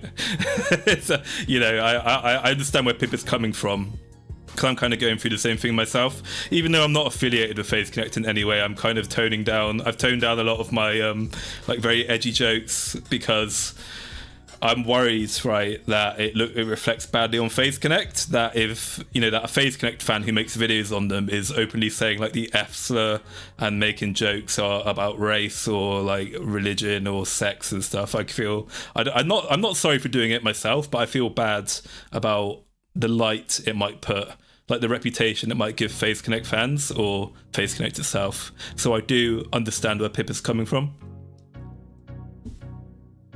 But anyway, let's move on to Uwuka. So, Fujikura Uwuka.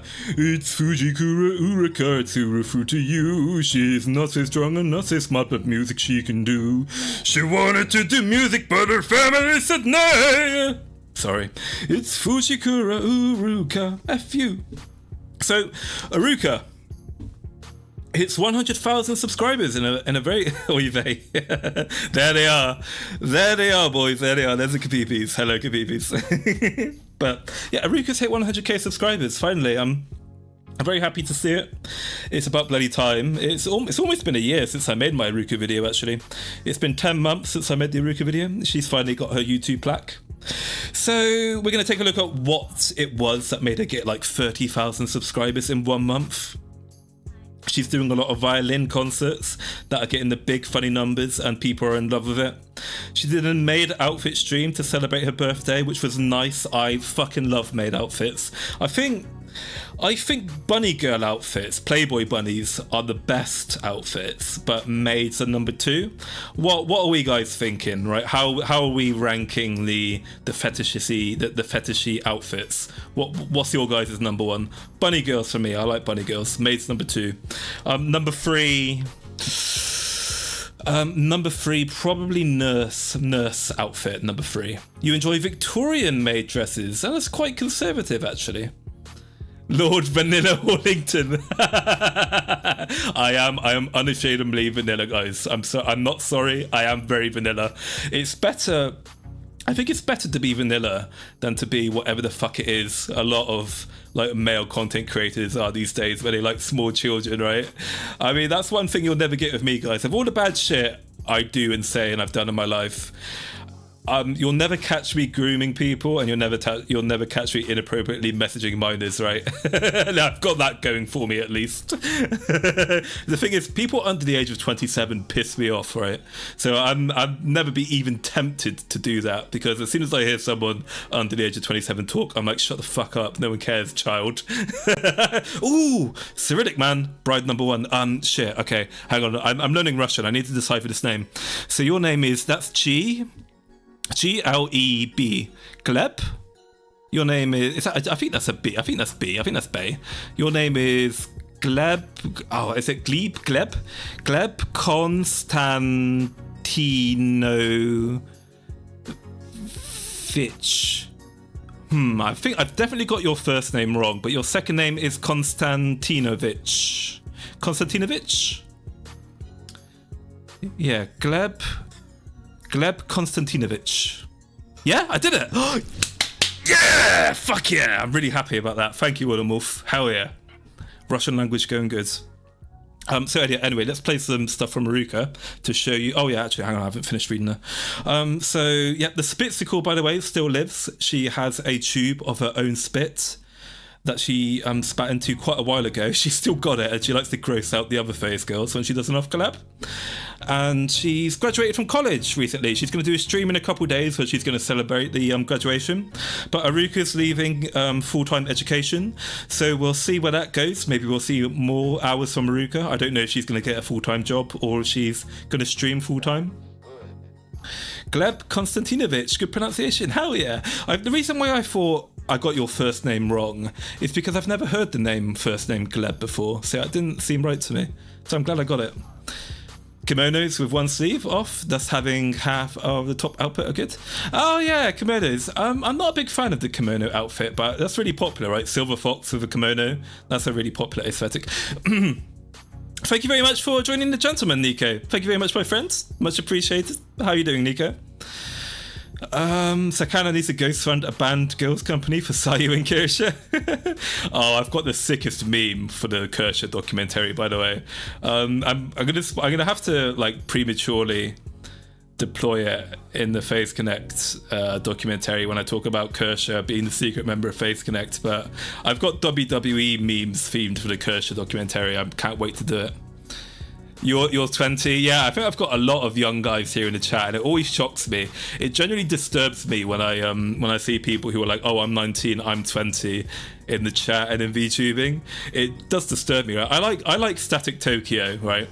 So Static Tokyo is another VTuber commentary channel. I've been following him since he was at like 300 followers or something. And Static Tokyo is 19 years old, and that just fucking blew my mind. He's quite wise for a 19-year-old. Yeah, I quite like Static.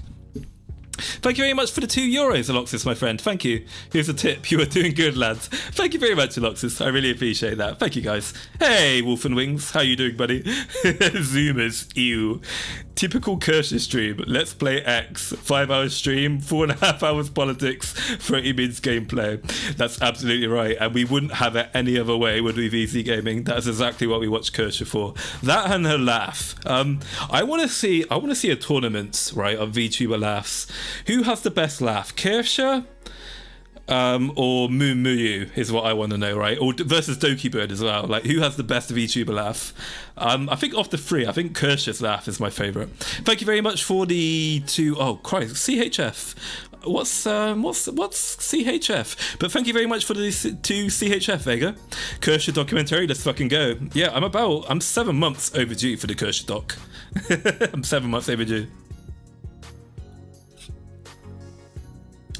Which my Russian buddy taught me to piss off people in Tarkov. I've become addicted to Tarkov PvE recently. I'm playing that a lot. Muyu's hand down. Yeah, Muyu's laugh is hilarious. You like Dizzy's laughing? Yeah, Dizzy is weird. I'm biased towards Kirsha's laugh personally. Miyu has the absolute peak of shitter laughs. She does. I like her snorting as well. Like, Miyu laughs really loudly, and she snorts as well while she's doing it, and she wheezes. Like, Miyu wheezes like an old man. But yeah, anyway, so let's go into how Uwuka managed to do her shiz. So let's see, what should I... here we go. Yeah, I'll start off with this one. So let me show you what caused Uwuka to start popping off. So I think most people in the Phase Connect community missed this for some reason. Not very many people... Oh, wait, hang on. No, actually, quite a lot of people saw it, but I don't think many of them... Hey, look, it's you guys. We got Woolen Wolf. Of course Woolen Wolf's here. You always hear Woolen Wolf. You're always everywhere. And we've got background noise as well. But yeah, this is what basically kicked off Uwuka's rise to megastardom recently. And I don't think many Phase Connect fans actually caught this. So let's look at this trailer. Hello, hello, hello. My name is Fujikura Uruka, FU, the blue music bear from Phase Connect Generation 1. I will be appearing at Tube in Los Angeles 2024, which is going to be held at Anime Expo. Whoa, whoa. The venue and streaming tickets are on sale now, so make sure to check the URL for all the details. I'll be singing some anime songs, so come on out to see me. Hope to see you there. Hello. Oh, look at her. Isn't she precious? Proper idol energy there. By the way, one VTuber aesthetic I really like. I really like the headset on Anime Girls aesthetic for some reason. That's something that's kind of... I didn't know I had that... and I didn't know I enjoyed the aesthetic until I discovered Rita Kamishiro in Prison Project, and now I fucking love Anime Girls with headphones. But yeah, Uwuka here being very cute and idol-like, God bless her. Good old blue bear. No longer the trash bear. Yeah, that's right, Canister. If you guys didn't know, by the way, Uwuka has gotten rid of her trash, has asked people to kindly not refer to her as the trash bear anymore. She now wants to be referred to as the violin bear or the music bear. And she's quite funny. People on Twitter thought that her Oshi mark has always been the trash bear, but it hasn't. It's always been a blue speaker. And there was like this big argument between Uwuka and her Twitter followers who thought Uwuka was gaslighting them, but she genuinely wasn't. The blue speaker has always been her Oshi mark. But anyway, yeah. Let me show you why Uwuka is again more evidence of why Uwuka's popping off and why people are suddenly enjoying her. Right, so I'm going to show you this. Oh, wait. Hang on a minute. I fast forward it. Right, who remembers this? Who's seen this? This is great.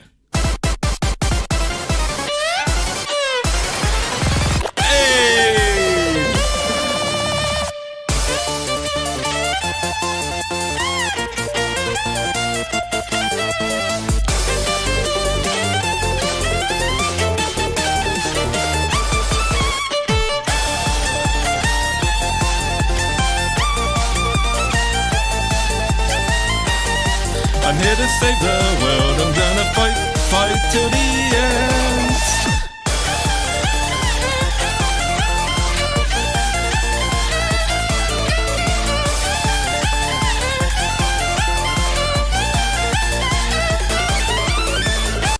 Yeah, it's basically Uwuka fucking ratioed Pippa the Ripper with this. Uwuka fucking ratioed Pippa with this cover. And then here's Pippa in the comment section saying, oh my god. Amazing. But yeah, 250k views in 2 months. That's about how much Pippa the Ripper got in 1.5 years. So, hell yeah, well done, Uwuka. It's a fucking cracking good bit of violin playing, right? I like it when they make those faces as well. You're right, Sadistic Overlord. Pippa's really quiet since that dropped. Guru's been really quiet since that dropped. But yeah, so to show you one of the streams, right, of how Uwuka's popping off recently. So here we go. Here's one of Uwuka's violin concerts from 2.5 weeks ago. Look at that, 42,000 views on this. So for reference, Uwuka would normally get about 10k views on her music playing. And if you look at the comment section, you can see that a lot of people have started subscribing to Uwuka and have become paid members of the channel. And a lot of people here are talking about how they accidentally stumbled upon her from doom scrolling and the YouTube algorithm. So I think that music festival, Tube Out, the thing I showed you the trailer of, that's that's kind of, I guess, really boosted her profile. So yeah, let me play this little song from Uwuka's concert. So this is why Uwuka's music sometimes, it almost generally moves me to tears because it's really, really good. And let me show you an excerpt of some of Uwuka's genuine violin playing.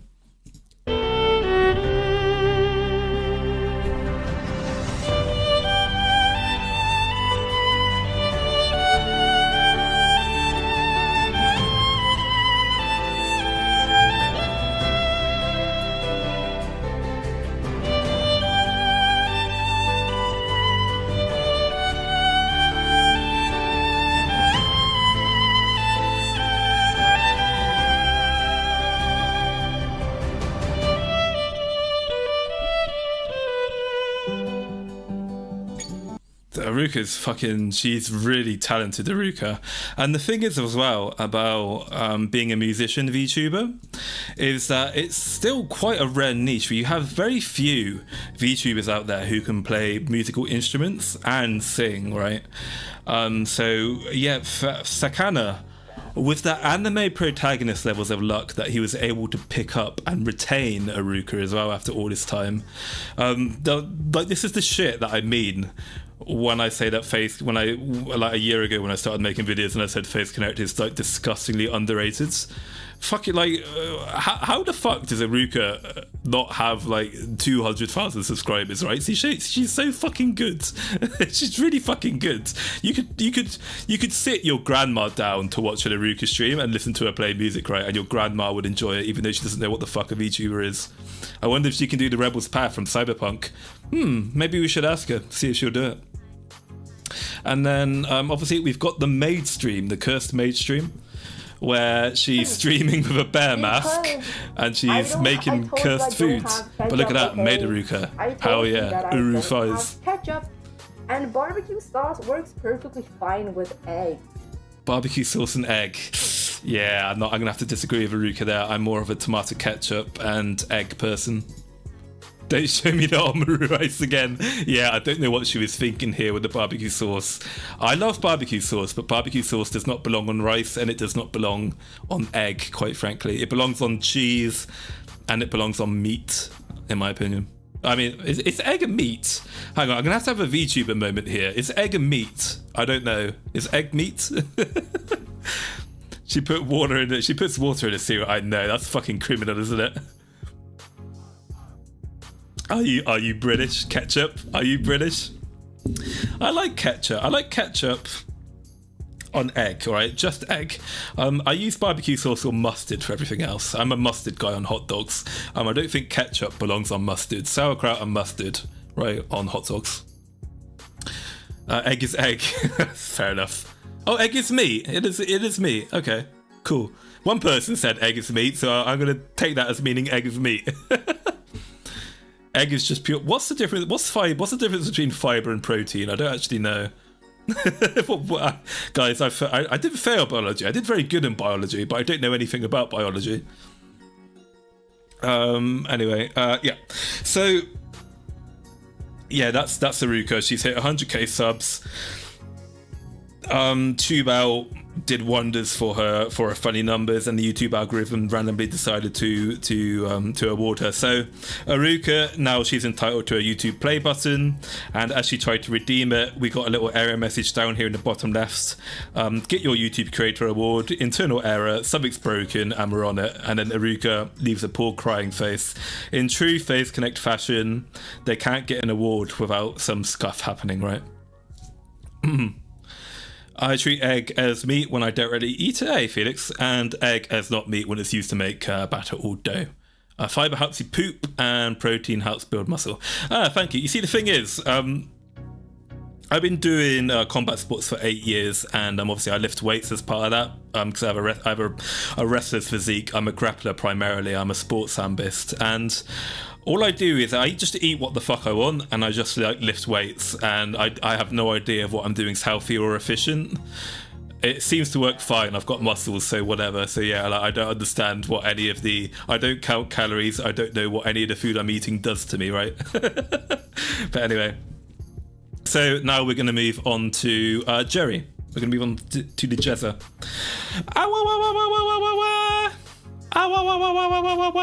So Jerry, our lovely little engineer Jerry, she's got a new outfit, and she's got the programmer socks as well. The funny meme, the funny programmer socks meme. It doesn't really work when you're a female, but you can see here, I don't know if you can see it too well, we've got the Jerry feet. We can even see the toes, right? We can see the clear outline of the toes on her feet, which is very lewd. Look away, boys, look away. It's very lewd. I imagine some of you will be like going to fucking search this later and start gooning off to it, you bloody degenerates. But random VTuber edits here quite gracefully. Took a snapshot of Jerry's stream at its peak. So at one point, 2,682 people were watching Jerry's new outfit stream, which is fucking incredible. Yeah, I don't know when Jerry became so popular all of a sudden, but hell yeah, I love it. I love Jerry. I love it when people play like Factorio and, you know, games that trigger, you know, like your fucking like trigger autism and like trigger OCD and stuff, right? Like, we need more VTubers who just play Factorio or Kerbal Space Program and just like talk about science, in my opinion. That's peak VTubing. Jegs, Jeets and Joes, yeah. Some people cooked and make her have tan lines. I've seen the tan panko pictures, the tanko pictures, right? I watch Jerry streams at work, help me cope with the boredom. I don't watch any VTubers at work, sadly. I'm far too monitored, and I'm far too unfortunately I'm really like closely scrutinized with what I'm doing with my time. So I always get really jealous when I see Redditors talk about how they basically don't do any fucking work all day. They just listen to VTubers or shit like that, right? So with Jerry, let's listen to Jerry's original new song, a clip of Jerry's original new song. I'm not going to play the whole thing on here. You can go to her channel. You can go to Jerry's channel and listen to the thing yourself so she gets the view. Right, so this is a trailer to Jerry's new original song.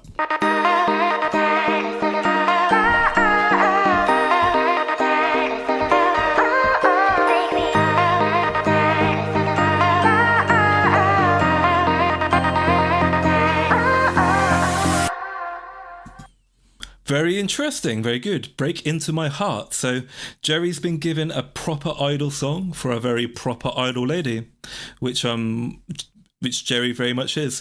Even though Jerry smokes, smoking is a very idol thing to do. Like behind the scenes, a lot of idols are Japanese idols and probably K-pop idols as well are chain smokers. It obviously helps them with the nerves and the stress of their jobs. And then in addition, I'm going to show you a clip. Well, not clip, it's direct from the stream, but we're going to see the we're going to see the programmer socks moving around. What about this makes me melt? Look, I can do the Steffi. Look, she's stepping. I'm Steffiing. Jerry, yay! Oh, she's showing thigh. My favourite thing. Yes, show me the thigh, Jerry. Hell yeah. There we go. That's what we like, boys. That's what we like right there. But yeah, good to see Jerry doing very well recently. Good old Jerry. Nailing the femboy look. Exactly. Thigh squish. Lovely. So yeah, new Jerry outfit. She's got the programmer socks. And a lot of people turned up to this stream. Was it for the feet and the socks? Is there a massive audience for VTubers who are into engineering, software and automation or Tismos? The answer is yes. The answer is all the above. The answer is all the above, right? We like people playing Factorio, we like programmer socks, and we like nerdy women. And we like mentally unwell women, right? Oh, it's always a leg man. Yeah, me too. I don't know what triggered off. I don't know. It's interesting to me, like what kind of like leads to people liking feet or legs or thighs or whatever. Don't know what my trigger was. I reckon, right now look, when I say this, okay, when I admit this, I'm not a fucking furry. Shut the fuck up, chat. But I think what turned me into a leg man was Lola Bunny in the Space Jam movie. Because yeah, I watched, obviously Space Jam came out when I was a kid.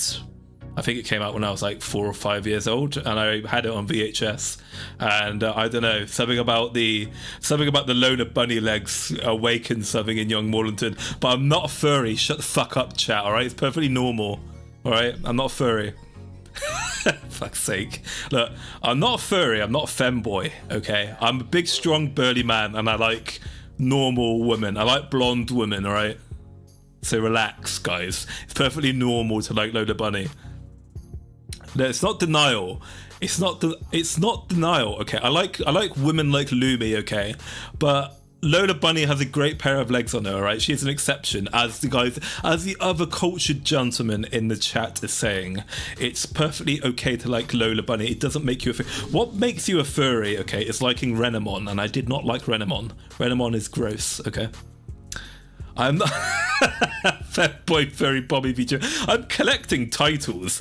At first I was just a furry, then I'm a furry femboy, now I'm a pommy. I mean, I'm obviously being English, I'm always a pommy, but I'm collecting titles. Fucking hell.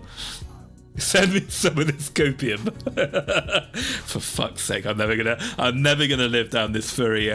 Look, I swear to God, I swear on my mum, I swear on your mum's life, I swear on my mum's life, I swear on my life. I did the whole furry thing as a meme. I thought it would be funny. Okay, I thought, look, I'm already English. I'm an English male VTuber. That's 2 strikes already. I may as well get a furry model. I'll have 3 strikes. I'll play into the fact I've got the worst possible build for VTubing. That's the reason why I did it. I am not a fucking furry. Okay, shut the fuck up, chat.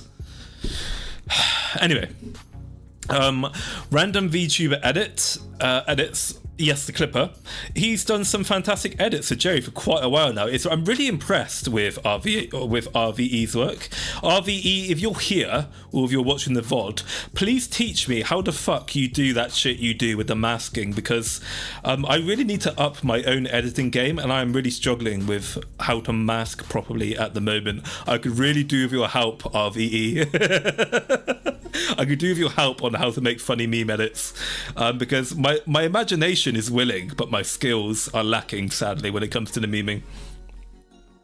And Italian, that's another. Oh yeah, that's true. Yeah, I guess so. I don't really identify as such as like being English Italian. I'm English as far as I'm concerned, right? But yeah, I guess so. Italian struck against me as well. What's masking?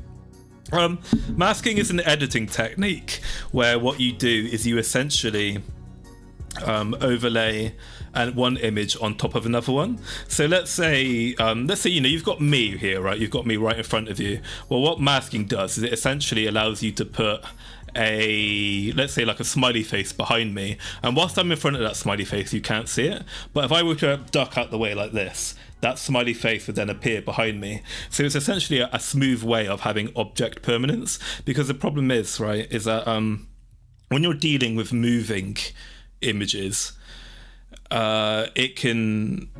you don't have a natural organic look of covering something up when you've got something moving into frame in front of something. So what masking does is it allows a nice clean transition of something being gradually covered up by another object moving in front of it. So that's what masking is. I'll just explain to you, switch from the furry side to the not furry side. Italians always switch sides. That's a good meme. I get that reference, yeah. Italians always pick the winning side, right? That's what I do. I always pick the winning side. And I knew, boys, 2 years ago, that FaZe Connect was the winning side. Hence why I'm a mega FaZe fan. Did I have any more Jerry images to show? No, that was it for showing the Jerry stuff. So yeah, Jerry, original song, RVE's work has been recognised by the Jerry Meister herself, and I think that's something that's quite cool to see, that the FaZe Connect girls, obviously, most of them, not all of them, I wouldn't say all of them are, but most of the FaZe Connect girls are very in touch with the fan art and the fan projects that their community do for them. They're always active on Twitter. I think it's one of the major strengths of FaZe Connect over other VTuber corporations, is that the fun with FaZe doesn't end when they end the stream. Once they all hit, the end broadcast button, they all fuck off to Twitter and they keep entertaining us with like the shit that they talk about on there. And it's nice to see, that there's quite a few FaZe Connect fans who originally started off doing fan edits of their work, who have now officially been brought on to the FaZe Connect team as like their editor, like a talents editor and a talents guy, so to speak. And I always love seeing that shit, right? I don't know whether it's just the fact that Sakana recruits people who are like this, who are really genuinely in touch and dedicated back to their community, or it's something that he kind of enforces as part of their corporate culture. But I think one of the major strengths FaZe Connect has going for it is that they're not aloof with their community. They really do engage with the chat quite a bit in and outside of streams, and it's something I see a lot of independent VTubers not do, and even some much smaller corporate VTubers, is that they basically don't engage with their community in the YouTube comments or on the Discord or even on Twitter, or if they do interact with fans on Twitter, it's basically the best you can hope for normally is a like, maybe if you're lucky a retweet, and if you're super duper lucky they might comment it and say, they might leave a comment and say, oh, thank you. Whereas with Face Connect, they really do like engage with the fun, the memery, and if you make something of like high quality, they really do show their appreciation for it, right? Hey, Harlequin, how are you, buddy? Fucking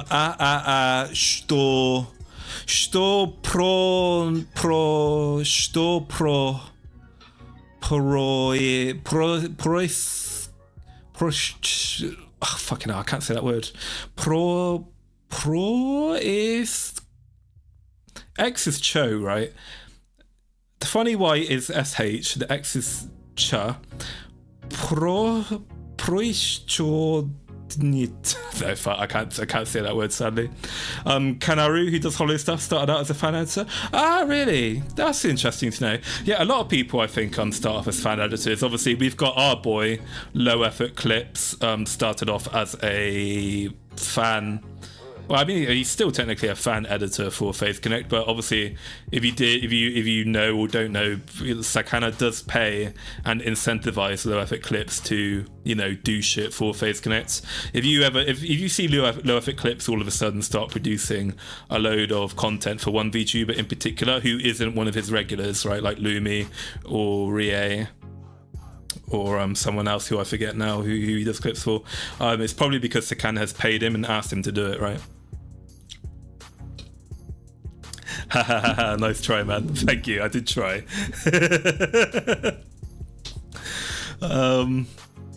Что происходит? Fucking hell, I can't even pronounce the CHTO. Что происходит? Some of the clippers are kind of contractors, yeah, and it's a very smart thing to do. It's one of Prism Project's major failings, I think, is that Prism Project actually managed to attract the attention of a major HoloLive clipper whose clips regularly got about 200 to 300k views back in 2021 even. And obviously they managed to attract this guy because they did a clipping contest where they would pay $2,000, sorry, not pounds, to the winner of their clipping contest, right? And then obviously once a guy won that competition and got us $2,000, he fucked off and stopped doing content on Prism Project. Whereas really what they should have done is, even if they paid that guy like $2,000 a month for clipping Prism Project, they would have got their money back and then some for making that investment, because $24,000 a year, right, for someone regularly producing clips that get hundreds of thousands of views is worth it, in my opinion, right? That's a very cheap business expense, in my opinion. Low Effort Clips is one of the best clippers of Face Connect. Yeah, I agree. God, there's so many of them, actually. There's so many. I've said this before, right? I think so many of Face Connect's clippers are not only are they really good, they're really funny and creative as well, right? You've got Random VTuber Edits is really funny and very skilled. Low Effort Clips is really good. Not Theo is absolutely phenomenal. You got Takanoko Clips when he feels like doing a clip on Face Connect is really good as well. He always captures the best moments. Hag Enthusiast is really good. I really like the Pontiff of Pom Wolf as well, by the way. Pontiff of Pom Wolf is probably my favourite Irie clipper. Whenever I'm looking for Irie stuff, I always go to him and Hag Enthusiast, right, for those two. You've got Comma Cheese clips for Panko. How many clippers does Panko have? I only know of Comma Cheese. Does anyone else clip Panko? Yeah, Comma Cheese. I like Comma Cheese as well. There's Venom Saber as well. I like Venom Saber. I like pretty much any Face Connect clipper, actually. I think we don't tend to get that many new Face Connect clippers come in. A lot of the guys have been doing it a long time. I think Pip has got like a new dedicated clipper now whose name begins with an F. I can't remember who that is, like Fen Tussles, Captain Saucepid, Whitetail. Yeah, I always forget Whitetail. I'm sorry, Whitetail. I like Whitetail as well, actually. Whitetail's a good clipper. Fayola. That's at Herbert, Mexico. Thank you. Yeah, Fayola. Fayola's pretty good. I don't know why Panko is so unpopular. I don't think Panko's unpopular. Panko's doing pretty well. Panko is just at that stage where she's more of a niche person, I think. Everybody in FaZe Connect has been through the niche person in FaZe Connect at one point, even Pippa. And it's just a matter of time, right, until Panko becomes generally really popular. It wasn't until about 8 or 9 months ago that Lumi went from being that weird yellow woman who sometimes talks to Pippa to becoming one of FaZe Connect's favorites, right? All right, time goes by really quickly, but around about this time a year ago, I was the only person, other than low effort clips, I think. Well, no, that's not true. There was, I forgot another clipper actually. There's obviously I don't know how to say his name. It's like Vtuber clips. He does Lumi a lot as well. But yeah, there were very few people in the FaZe Connect community who actually, properly really liked Lumi. I think Lumi only had 2 clippers like this time last year, and now everybody loves Lumi now. So it's Panko will have the same thing happen to her. People will realize how great Panko is in the general FaZe Connect community at some point, and she'll stop being a niche kind of member of the team. But even though she's a niche member of the team, she does get pretty good numbers, all things considered, right? Yeah, exactly. She's not that unpopular. She gets 800 CCV. That's way more than most people at 65k subs, and then some even more. Yeah, I think with 800 CCV, that's normally when you're getting around about nearing the 100k sub territory. So this is the thing about FaZe Connect, right? Is that you don't. With FaZe Connect, the subscription count is irrelevant because FaZe Connect have an absurdly high level of viewer retention. And I think the reason why FaZe Connect has such an incredibly high viewer retention rate is because of the fact that they've built a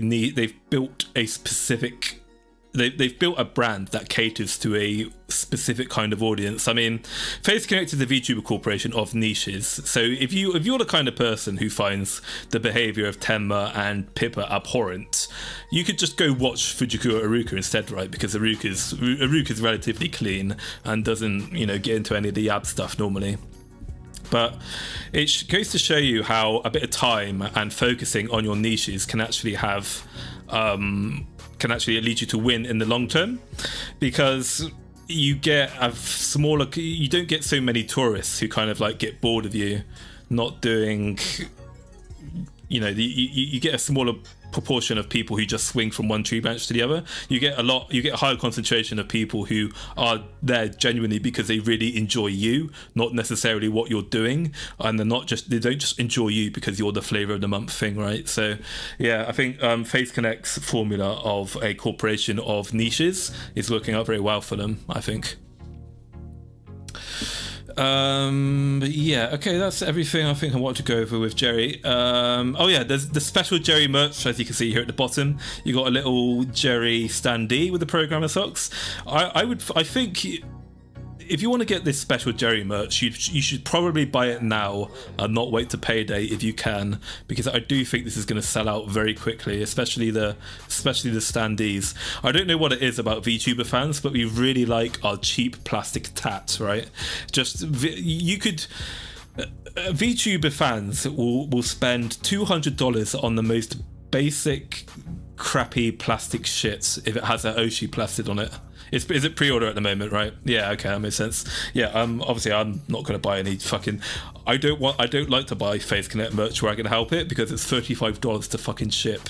Right, and I like Lumi. Don't get me wrong. I don't like Lumi that much. I don't like Lumi that much. I'm willing to spend $35 on shipping alone every time she's got a new thing. I buy Lumi merch once a year. That's all she's getting.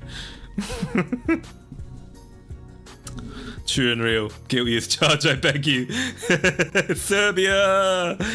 I actually don't know any Serbian. What language do they speak in Serbian, by the way? I don't know. What language do they speak in the Baltic state? The Balkans. I have quite a few FaZe Connect keychains. I've got none, actually. I'll probably need to get my hands on one. Anyway, let's move on. So let's talk about Vexpo. So this weekend, there's going to be a FaZe Connect. Oh, again, I keep saying FaZe Connect. FaZe Connect is going to be appearing at Vexpo. I think this is Vexpo's first year in operations.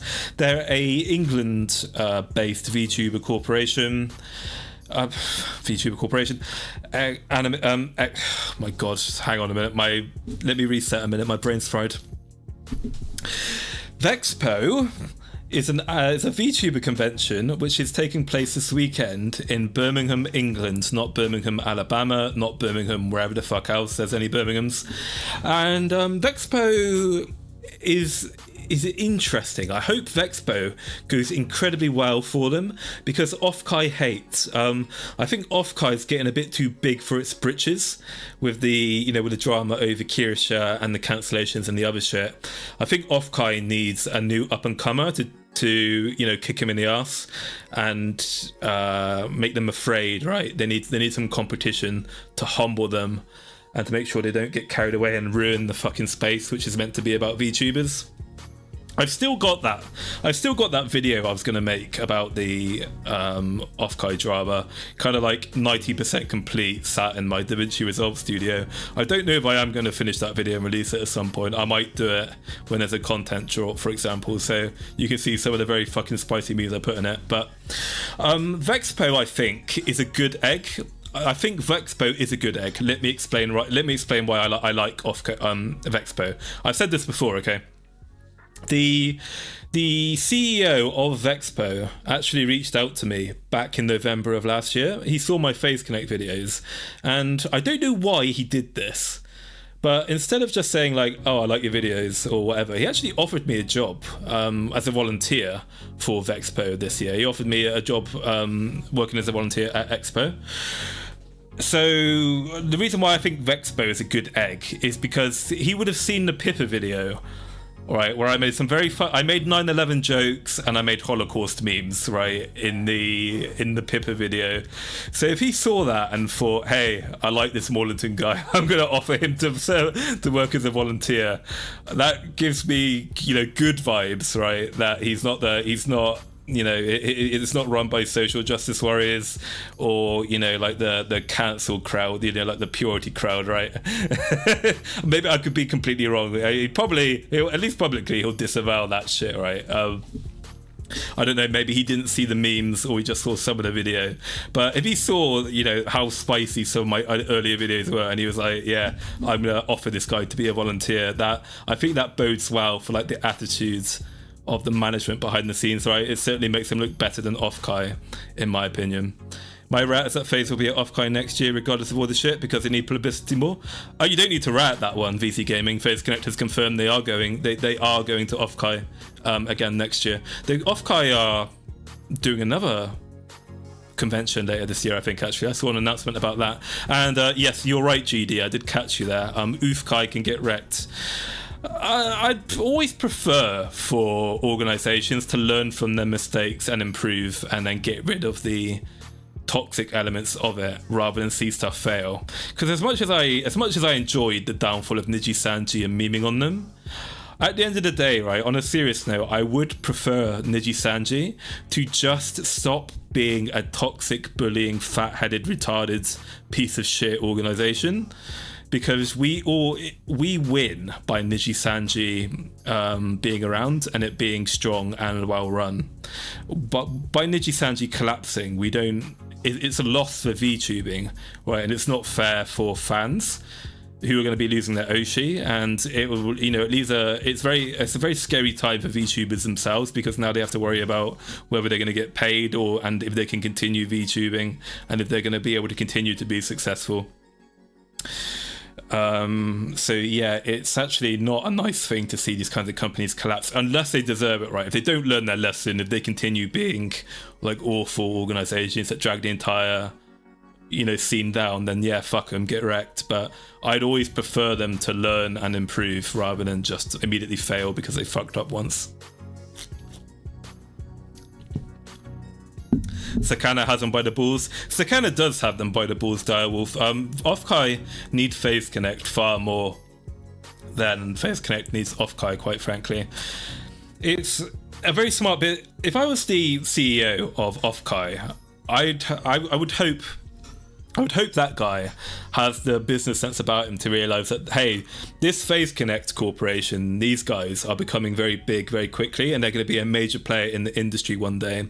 I don't want to piss off this fish man because he's very influential.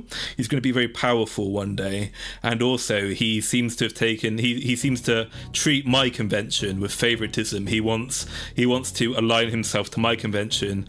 So if this fish man, right, is going to throw his lot in with me, he's going to be my number one priority. I'm going to do everything I can in my power to make sure that Phase Connect have the best possible time with my convention. And if any of my fucking idiot like volunteers or junior managers try to throw a spanner in the works for the sake of politics, I'm gonna fucking I'm gonna have security literally throw them out, and I'm gonna blacklist them, and I'm gonna talk to all the other conventions, and I'm gonna say, hey, don't recruit these people because they keep shitting up the organization of these, of these conventions. And this is what conventions can and do with bad actors, right? They communicate with other conventions, and it sends a message, right? If you fuck around in Offkai, and Offkai gets you, and Offkai lets all the other anime conventions know not to hire you because you're a shit-stirring mongoloids. It sends a message, right? Because now that person can't work for any convention, and these retard activists are going to think twice before they openly try to sabotage, the people they don't like. It's not going to do anything to correct their behavior, but it's going to put the fear of God into them to the point they're going to fucking behave themselves during the show, right? And that's the best you can ask for, I guess. When it comes to dealing with these problems, I hate to use this word, they fucking normalized it now. The word problematic has become normalized, but I'm going to use it. There's two ways you deal with problematic convention staff. You either kick them out by replacing them with people who are in it for the right reasons, or you basically put the fear of God into them so that they fucking behave themselves during the convention. So I think Phase Connect, their official stance, obviously as it would be, their official stance is to say, like, look, we're going to indirectly admit that activists did fuck with our Offkai showing. We're not going to tell you to boycott and strike and get angry at Offkai because we have a vested interest in them continuing operations, right, and having a good reputation. So instead, if you're really upset about what's happened, volunteer. And then if you're in these positions, then they can't get backstage to fuck things up. So you can do that, right? That's a good way of doing things. Or the alternative way is to get like really angry and kick them right in the balls, kick them in the wallet. And if you threaten the bottom line, then the management upstairs will get rid of these fucking idiot volunteers that don't do anything for them. So you have to pick one. It's fear or genuine, or you like have genuine people behind the scenes, right? If they did that to Hololive, it would have ended them. If that happened to Hololive, within 5 minutes, VT would have doxed every single volunteer that worked at the convention, and they would have probably fucking like found the people who did it, and they would like their addresses would be all over the internet, and probably maybe someone might even have paid them a visit. I don't know. Of all the things that you don't do in VTubing, attacking Hololive is number one, because 4chan gets very, very fucking upset when people fuck with Hololive, particularly in a bad way. 4chan can deal with people saying they don't like Hololive. 4chan can deal with that. But the minute you seriously interfere, damage or upset one of their Hololive Oshis, that's it. Not even the CIA could save you. Not even the US federal government could save you from the crucifixion, right? You're fucked. Well, since you have a background in wrestling, you could toss the bad actors. I could, yeah. I honestly prefer freestyle wrestling to judo. Honestly, sports sambo is basically a combination of judo and freestyle wrestling. I'm okay at judo. I've got 2 left feet, so I'm not particularly good at trips and throws. But what I am really good at is leveraging my strength and aggression to just like fucking double leg or single leg people and ram them to the floor instead, right?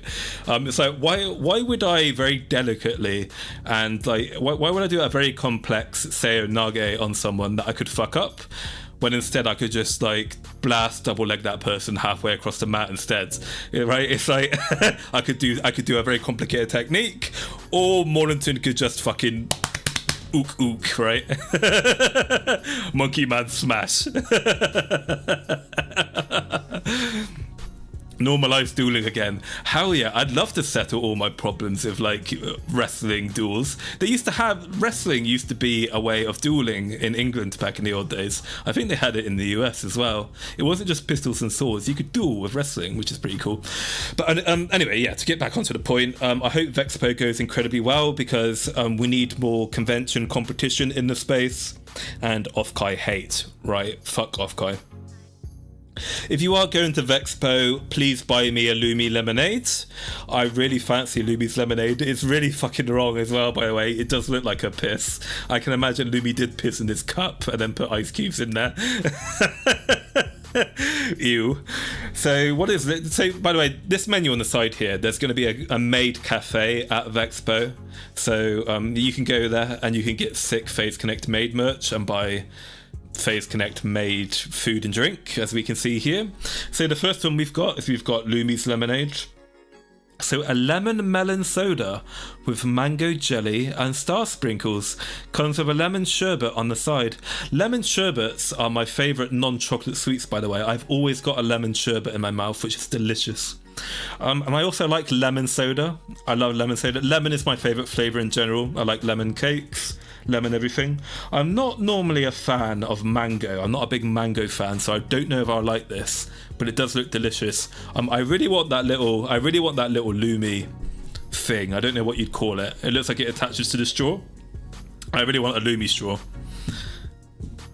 Maulington, you rat bastards. I challenge you for the world title next March at Shitpost Mania. Are you trying to do a Sharp impression there, GD? Is that a Sharp impression? Because Sean Bean says bastard, like, he tends to say bastard, not bastard. Oh yeah, it's the Macho Man. I am the cream that will rise to the top. Oh yeah. Let me tell you something, Mean Gene Riku. And let me point to the president of Niji Sanji. FaZe Connect is better than you, yeah. And they are the cream that will rise to the top. Another to CHF from Vega. Thank you very much, Vega. I hope Vexpo opens the door for more EU cons. I do too. Preferably we don't want more EU cons in France. France hates. More in England would be pretty good. But with these riots, I don't know, I think people want to stay away from England at the moment. Things aren't the best here. Makes sense, you're a Lumi fan? I am a Lumi fan. I've been watching... Lumi's been my Kami Oshi for 3 years, man. I remember the first week I watched Kaneko Lumi stream about 2 months or 1 month after she debuted with Cyberlife, and I was like, this woman, this retarded lemon woman is going to go far one day. This lemon is going to be a mega star, right? Well done, by the way, guys. You can all thank Dragon Lord. I'm gonna have to go on a rant about Lumi for a second here now, because Lumi is best girl. Anyway, before I get on with the stream, let me tell you again why Lumi's best girl. So Lumi's best girl, right? Because sorry, I can't do the bit now. I'm ruined it. I'm laughing now. But no, seriously, my rationale, right, for thinking that Lumi is going to be like a megastar one day was simply the fact that when I first started watching Lumi, I really didn't like VTubers all that much. I basically only watched Girl DM, and I liked a little bit of early Sarue as well before she even was a VTuber. And when I watched Lumi, I was like, holy shit, this is a VTuber that I actually really enjoy quite a lot. So if I actually really enjoy this VTuber, then that means they're going to be a megastar one day, because at the time I was like the atypical VTubing tourist. I was like the atypical normie. So if I, as the quintessential tourist, really enjoy this VTuber, then logically speaking, they're probably going to be really famous one day. And I was right. I didn't think it would be this year, but Lumi is really kicking off this year. She's really benefiting as well from her networking. Like Filion can't leave Lumi alone for 5 seconds. So yeah, Lumi's doing quite well. FaZe Connect in general are really good at building bridges and networking with other big VTubers. It's funny, Reddit likes to call Face Connect the VTuber corporation of problematic alt-right dog-whistling Nazis, and yet all their favourite VTubers absolutely love Face Connect VTubers, right? Like Doki likes Face Connect, Mint likes Face Connect, HoloLive loves Face Connect. Yeah, so it's like, think about it. Think about it, genius.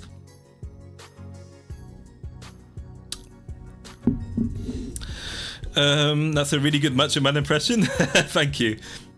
My Macho Man impression is actually much better than that. Unfortunately, my voice is a bit fucked from talking for... Fucking hell, I've been talking for 2 hours. I thought today would end in an hour, but yeah, my voice is fucked from talking for 2 hours, so my voice is not in a good mission, not in a good state to do more Macho Man. Depending on the cards against decks they play with Lumi, Pippa, Leah are getting banned with Fillion tomorrow.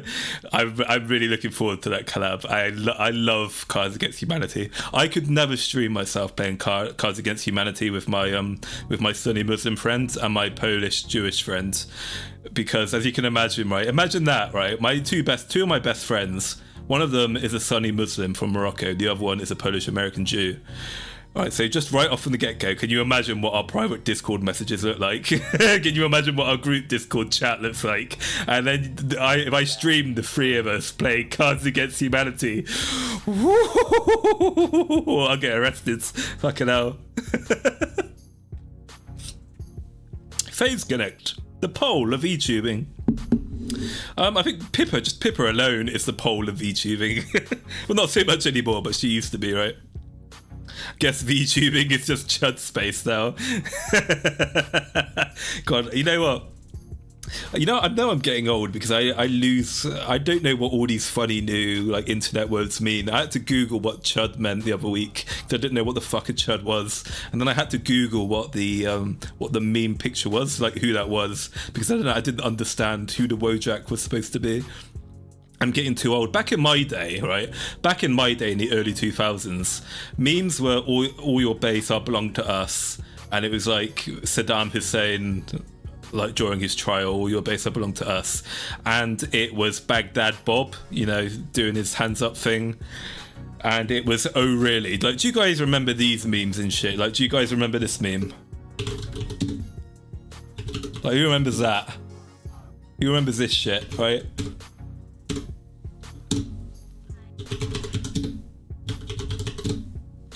Those were my memes growing up. The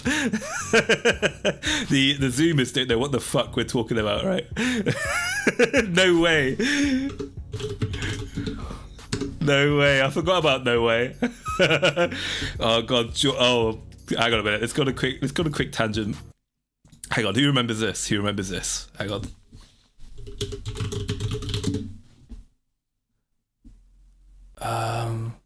There we go.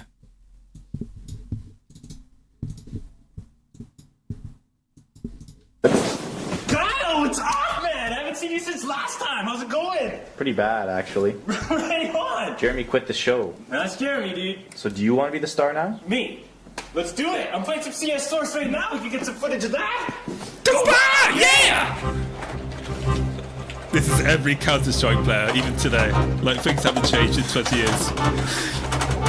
Boom, headshot! Like, this was peak. Boom, headshot! This was peak internet web show. I can dance all day! Try hit me! Come on!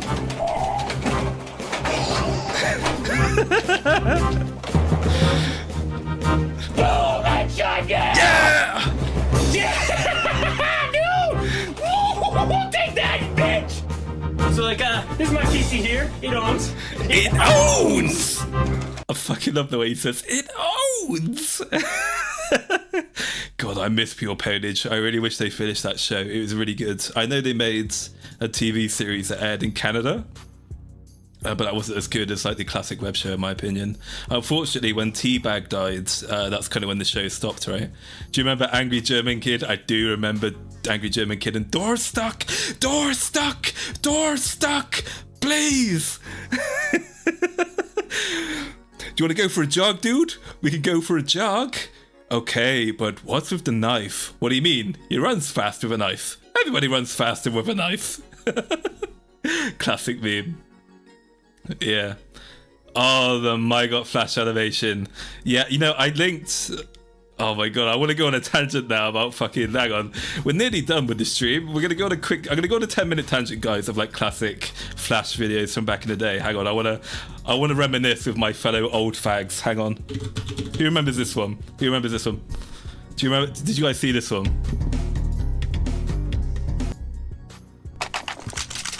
Who watched this one? Does anyone remember this one?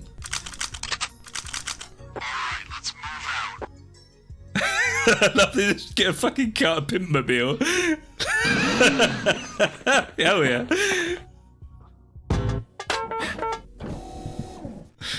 Oh, hang on. And then it's like they're driving along in the car, and then the fucking sun turns into the Mario sun. Hey, guy, how you doing, buddy? Hey.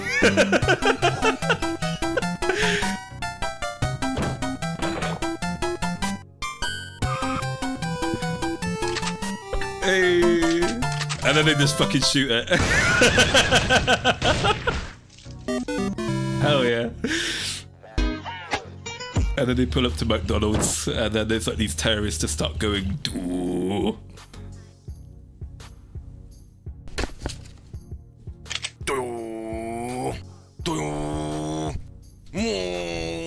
Classic. I fucking love this. I've so many good like Flash animations from back in the day. There's also Maggot CS hacks.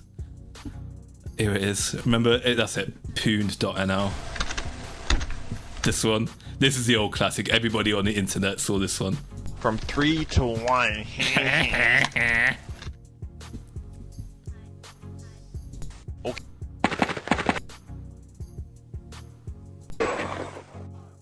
And then there's a classic early 2000s lag death there.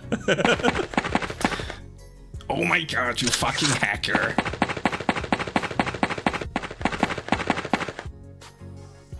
The old classic gun sticking out. Oh my god, you fucking loser. I know you hack. I'm gonna tell the admin on you, you faggot. Leave now, you faggot. Leave before the admin bans you. Fucking T-on! What the fuck? I can't remember when he goes re, but let's try to get back on topic now. But yeah, this is the thing, right? The F slur was used quite a lot in my youth, right? It doesn't mean... It's not a homophobic slur, right? It just means idiot. Oh, how did I accidentally hit this toggle? How did I do that? Hang on. Oh, Christ. How the fuck do I untoggle this again? I forgot what key I set it to. Is it this one? No, that's blush. Nope, not that one. Nope, not that one. Nope, not that one. Nope, not that one. Nope, not that one. Nope, not that one. Nope, not that one. Nope, not that one. Nope, not that one. Nope, not that one.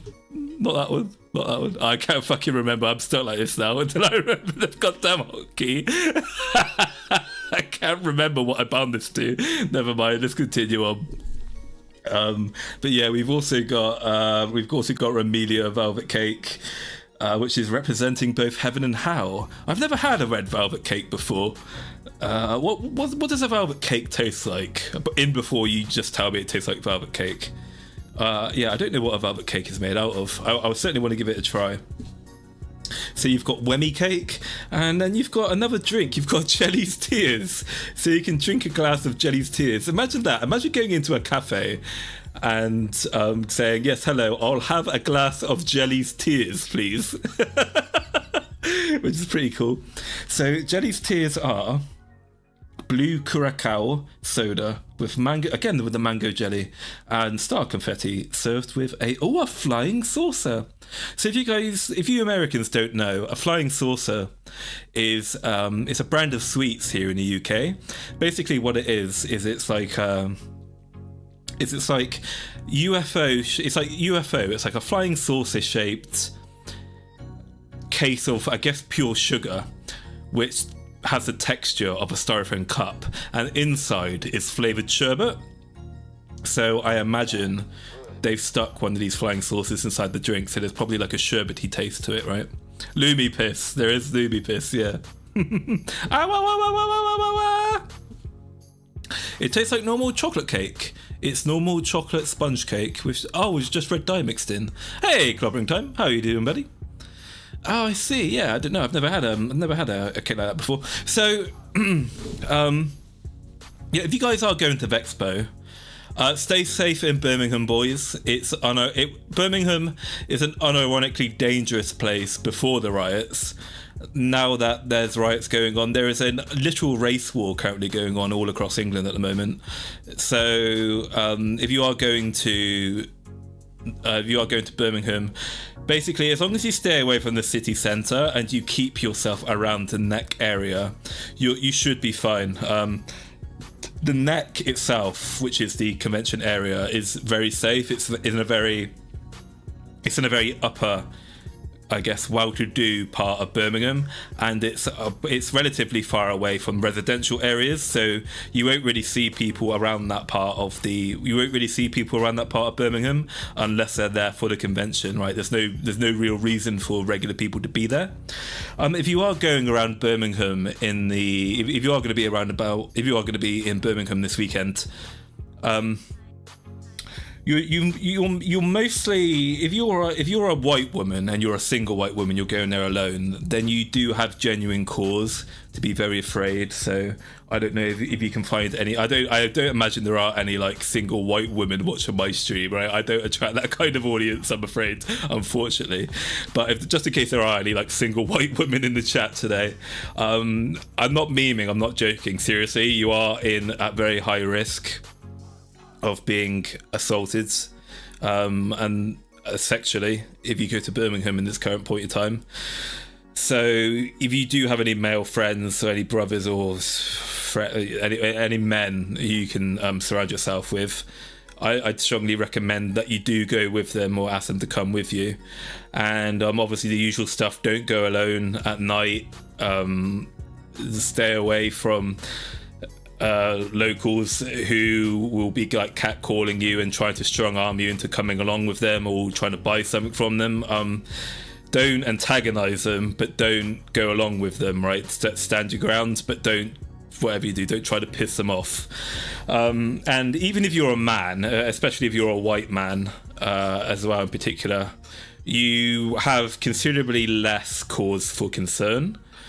But you still should be very much concerned because there is a group that operates in Birmingham called the Muslim Defence League. And at the moment, due to a lot of the misinformation and the agitation from the media in the UK at the moment, which is stirring these unironic race wars, is that there are now I don't know if I'll be arrested for saying this, but I'm just going to be honest with you, okay? There are groups of tooled up Muslim men armed with knives and machetes who are looking for an excuse to attack and rob and severely injure lone groups of white men who they assume are British. They won't show you any mercy even if you're American or say Spanish. So yeah, as long as you stay away from the city centre, you should be okay if you're a man.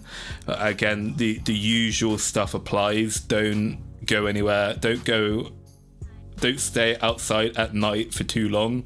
You could run into trouble. Just stay around the Neck area. Don't go sightseeing around Birmingham. There's nothing to see in Birmingham anyway. It's not a tourist town. There's nothing to see. It's actually it's a rundown, decaying shithole. So yeah.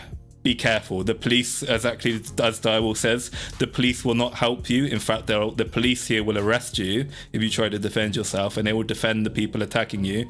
The police will stand there and watch you get violently attacked and robbed, right?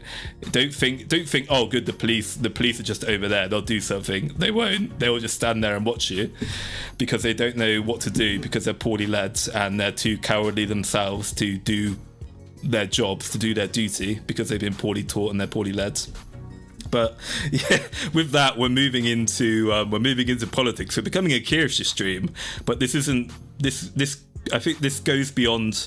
This isn't a political statement. This is objective fact, right? This is a genuine survival guide for Birmingham. Before the race riots, Birmingham was a dangerous city. It's even more dangerous now, right? So you do have genuine cause to be concerned if you are going to Birmingham. I don't want to be alarmist. I don't want to upset you if you are going to Birmingham. And again, as always, it's not everyone, right? It's not all of people from a certain ethnic and religious group. But there are every racial group has its versions of black shirts, and at the moment the black shirts from both sides are very active in Birmingham, and you don't want to get caught up in the crossfire, right? Can't wait for this to happen in Canada. It's already happening in Canada. Elementa. I've seen. I'm a Canadian permanent resident. I've been to Toronto. I've seen Brampton, I've seen Surrey in Canada. It's happening there already. They just don't, the CBC just doesn't report on it. So yeah, don't worry. It's coming to more places in Canada. Unfortunately. Thanks to Mr. Trudeau. So anyway, there's my little warning to you about Birmingham. It is genuinely a very dangerous place at the moment. Don't think the police will do anything to help you. They won't. So stay safe, guys. Genuinely. And then let's move on to the last part of the stream, which is Brave Group buys out Idol Corp. Yeah, this is really weird, right? So I wanted to make some videos around about December last year where I wanted to almost kind of defend like Niji Sanji a bit and tell people, you know, kind of like, come on, relax. Niji Sanji is incompetent, right? But it's not a black company, right? That's a bit excessive.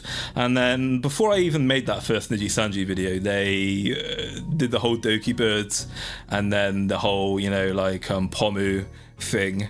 And I was like, oh, that was really not, I was like, a good thing I didn't make that video. Otherwise I would have looked very foolish. So shortly after that, around about March, I was like, okay, I'm a little bit bored of doing Phase Connect stuff. I'm gonna start making videos on Prison Project. And then the very day I mentioned on my debut stream, where I mentioned that I was going to start making videos on Prism, that literally minutes after my stream ended, Prism came out and they mentioned that they're closing operations. And I was like, oh fuck, well now I can't do content on Prism Project. I am going to do content on ex-Prism agents anyway. I've got a documentary on Shiki Miyashino coming up after I do Phase Connect Generation 1, who are coming after the Flavor and Phase documentaries. So I will be doing Shiki from Prism at some point. And now it's like I mentioned before, I was going to do videos on Idol. I picked Idol as like my third VTuber corporation to do content on, and now Idol's at risk of closing as well, as it's acquired by Brave Group. So basically, let me know what VTuber corporation you want to see die, guys, and I'll try to do content on it, and then that VTuber corporation will be destroyed, basically. Maulington did kill Prism. I think I killed Prison Project, guys. I don't know what the fuck I did, but I killed them. I killed Niji Sanji, I killed Prison Project, and now I've killed Idol. I don't know, for some reason, God just wants me to make Phase Connect content. For some reason, I'm like, okay, God, please, God, don't kill any more innocent VTubers and VTuber corporations. I'll just keep making Phase Connect content. I do it to VShoujo next. I'm not a particularly big fan of VShoujo. I've got nothing against VShoujo. They offer a product that's not really what I'm looking for. I do like Henya though. I bloody love Henya. Henya's a good girl, and I like Matara as well because I really liked Nina. Kosako, and Niji Sanji. I love older women. I love mature older women. They make really good VTubers because they have very interesting yaps, right? Very good yappers, hags. Hag love, hell yeah, guys. VShoujo exists and I hope they have a nice time. Yeah, exactly. Yeah, I think it's weird when people are like, oh, I don't like the product. I don't like this VTuber corporation or this VTuber, therefore I hope they die. Or like, yeah, well, not literally die, right? But I hope they stop producing content. And it's like, what the fuck? What is wrong with you? Why? If you don't like something, you just leave it alone. Just don't engage with it. Don't watch it. Or things you don't like don't have to die, man. Like, just fucking relax, all right? Just watch something else. Watch something you do like. Got these weirdos addicted to hate watching content. I can never get into IMS. I quite like Iron Mouse personally. I really like it when Iron Mouse does the collabs with the Fancy Boy when she does Connor. The whole Connor Iron Mouse dynamic I think is hilarious. I love it when those two do their stuff. I always watch clips of like Connor and Iron Mouse teasing each other. I think it's really funny. I don't like the majority of VJojo's face members. Nyan is a melody, but Matara is nice. Yeah, VJojo has a wide variety of content creators as well. So I think VJojo is another VTuber corporation where it's like they probably have one person for everyone, right? But yeah, VShojo, obviously really good, really interesting business model. VShojo, I like what they have going. I'm wondering if at some point in the future we'll start to see more VShojo style organizations kind of like rise up. You know, like maybe we'll start to see more federations of very big indie VTubers kind of adopting the same model where they're pooling their resources and their expertise to form a group to help, you know, elevate them to new heights, right? Violor mention. I've not actually watched any of Violor's VTubers, if I'm being honest. As I said before, I don't like Lutubers, so I don't watch them. I don't know what kind of content Violor get up to, honestly, but I from what I read, that whole thing is supposedly like VTubing and sexual based content, so it's like, yeah, I just felt like I'd give it a miss. I'm not interested in watching them, but yeah, if they're entertaining, I can watch them. I can give them a go, even though I don't like VTubing personally. There's a scale of when I do like a Lutuber and when I don't like a Lutuber. So I like Lutubers who I find like funny, who are like entertaining as well, right? It's like the whole sex stuff they're not beating the whole like sexy thing to fucking death, then I'm fine with them. So I really like Cottontail and I really like Project Melody, for example, even though those two are pretty big Lutubers, and I like those two because I find Mel's chatting stream, so she's talking about being a sex worker, what the industry's like and why she likes doing it. I find all that stuff like really, really interesting. And with Cottontail, I think Cottontail is like fucking hilarious. Cottontail really gives me a good laugh with the way she behaves sometimes. So even though Cotton's another Lutuber, I just find her really entertaining. So I kind of like look past the lewd tubing, right, when they're like that. What I don't want to see, right, when I turn into a stream is I don't want to see a VTuber going, yumte, oh my feet, you know, right? As soon as they start doing that, I'm like, right, all right, fuck off, I'm going now. What's Tenma up to? Right, what's Tenma doing? Did that turn you on? Hang on. What happens if I have this toggle? Hang on, and I trigger this toggle. What happens? Do they merge? They do combine. Look at that. Hell yeah. Kiss me, my lovely boys. Mwah, mwah, mwah, mwah, mwah. All right, we're gonna keep this toggle on from now on. We're gonna keep this on. But anyway, to get to the point, right, about oh my god, this looks absolutely cursed, fucking hell. But to get to the point about Brave Group buying Idol Corp, yeah, it's a very interesting time for VTubing, I think. So if you guys don't know what Brave Group is, it's a tech-based venture capitalist group. What they do is they acquire new, promising technology companies. They're really big on expanding into VTubing at the moment. They own V4Murai, they own Globy, they own VTuber record labels, they own they own a lot of Japanese VTuber companies as well. Now they own Idol.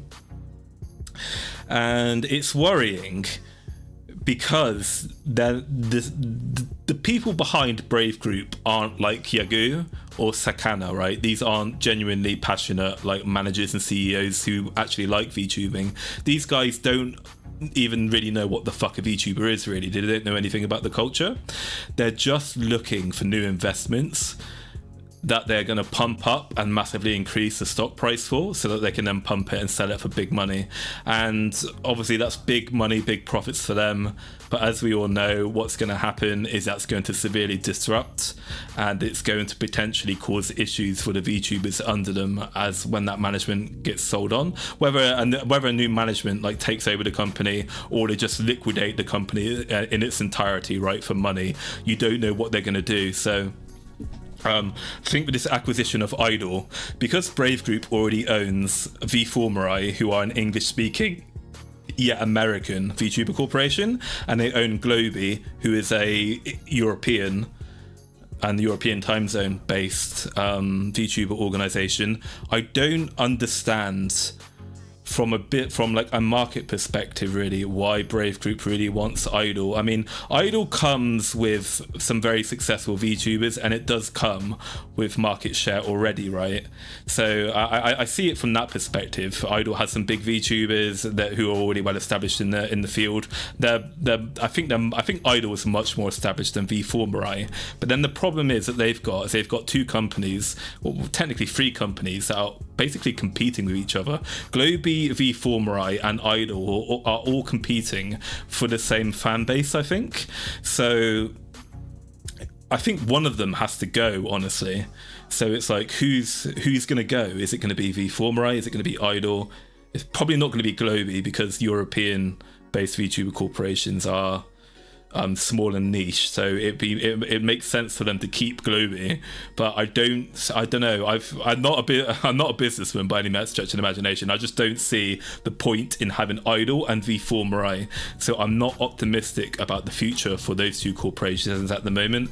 Maybe Brave Group feels like they can massively increase the stock of both those corporations, and they are going to keep both. But yeah, if I was a Vtuber or Idol VTuber at the moment, I'd be thinking, oh shit, yeah, my future doesn't look good at the moment. Hey, HoloLive, are you taking anyone at the moment? Rin is a weird case. She has like 500,000 sub, but the view count is barely. Yeah, I mean, we're getting into that like toxic area. We're getting into that naughty area of number fagging. I don't want to get into comparing like people's funny numbers and stuff, right? Because it's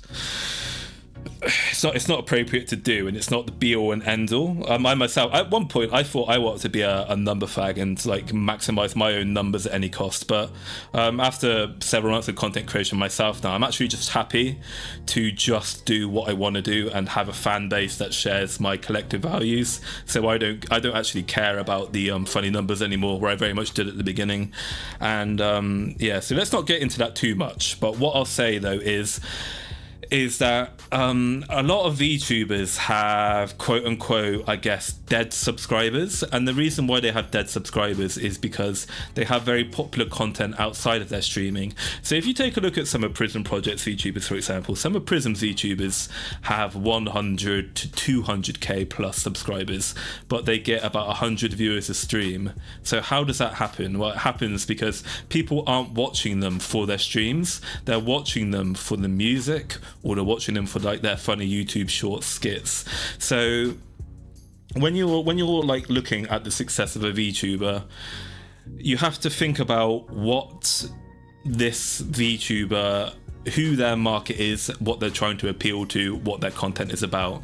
So a VTuber who's trying to become a V-singer, like an actual professional V-singing idol, and not just a silly, internet gamer type weirdo, doesn't really care that like 80 people are tuning up to watch them stream despite having 200k subs. All they're mainly focused about is that they get the views on their music production stuff. And you see that with people like Rin, or like say Shiki from Prism. Shiki gets anywhere from 300 to 400k views on her music videos. Stream numbers aren't particularly large, but Shiki wants to be like a record label artist type of person, so that's kind of the market she's appealing to anyway. And it's the same thing with Rin. Rin really appeals, I think, to Zoomers and people who like YouTube shorts, right? Rin is one of the best YouTube shorts content creators out there in VTubing. People love like her little like 1 to 2 minute snippets of stuff. So that's the kind of audience that Rin has cultivated for the most part. I think from a financial perspective, being able to attract people to your regular streaming long form content is where the major money is. VTube, like YouTube videos and YouTube shorts, really don't attract that much money, even if you do get several millions of views on them. So yeah, you have to take that into account, right? That the majority of Rin's fan base just want to see her shorts. They're not interested in the long form content, and that makes sense, right? Because if you're the kind of person who consumes an awful lot of YouTube shorts, then you're probably not going to be the kind of person who wants to watch like a 3 or 4 hour stream on gaming or whatever, right? It makes sense. So like the two forms of content are naturally opposed to one another. I just wanted to mention V4M going hollow. It's a crying face. Yeah, Rin gets most of her views from shorts, different market entirely, so her streams don't really matter. Exactly. Well, apologies, my tism can't be contained. No, so I understand where you're coming from, Tarek. I get exactly the same way. I find the whole theory behind content creation like interesting. I really like to unpack and figure out why VTubers become very popular and why they fall off, right? And it's like sometimes it's like with anything, when you're really passionate or you're really interested in something, you get so caught up in your interest. But what we kind of have to remember, right, is that when it comes to VTubing, there are real human beings behind the scene, and there's manners, there's rules, there's etiquette. So you have to take a step back a minute and remember that when you're talking about the funny numbers, even if you don't mean to cause offense and you don't mean to be a troublemaker about it, that's irrelevant. That's beside the point, right? You are being offensive by talking about this stuff. So yeah, I try I've run into the risk of talking about this stuff myself, as I said, because I just find it fascinating to figure out what it is about a VTuber that makes them successful or unsuccessful in spite of any abilities that they have. I don't know why, I just think it's really fascinating, right? Speaking about Rin, the things that I'd pay for Rin's mum and Leah's mum collab would be blessed. I would love to see that, right? Rin Mama and... it's confusing, right? Because I think of Rin Mama, you think that'd be Rin's mother, but it's not. Leah's mother is Rin's mama. So you've got Jin Mama and Rin Mama, right? I'd love to see those two together. That'd be like a funny buddy cop movie almost, wouldn't it? You've got the old British hag and you've got like the autistic half Puerto Rican like American hag woman, right? Just saying like based shit on stream. It would be hilarious. I'd love to see like drunken Rin's mother and drunken Leah's mother talk together and like do a collab. That'd be great, I think.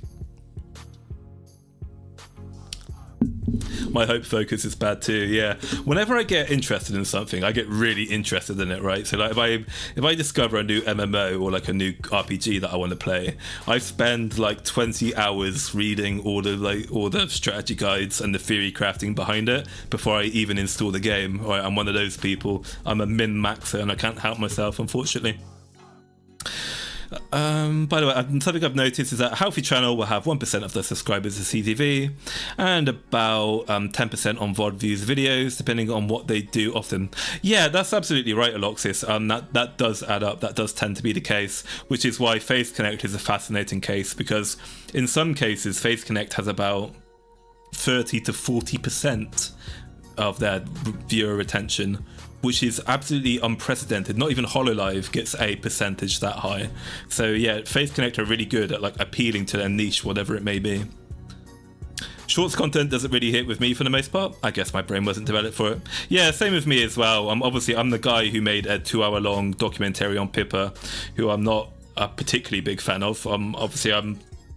I have a lot of respect for Pippa. I really like Pippa, but from an entertainment perspective, right, I'm not a kapipi.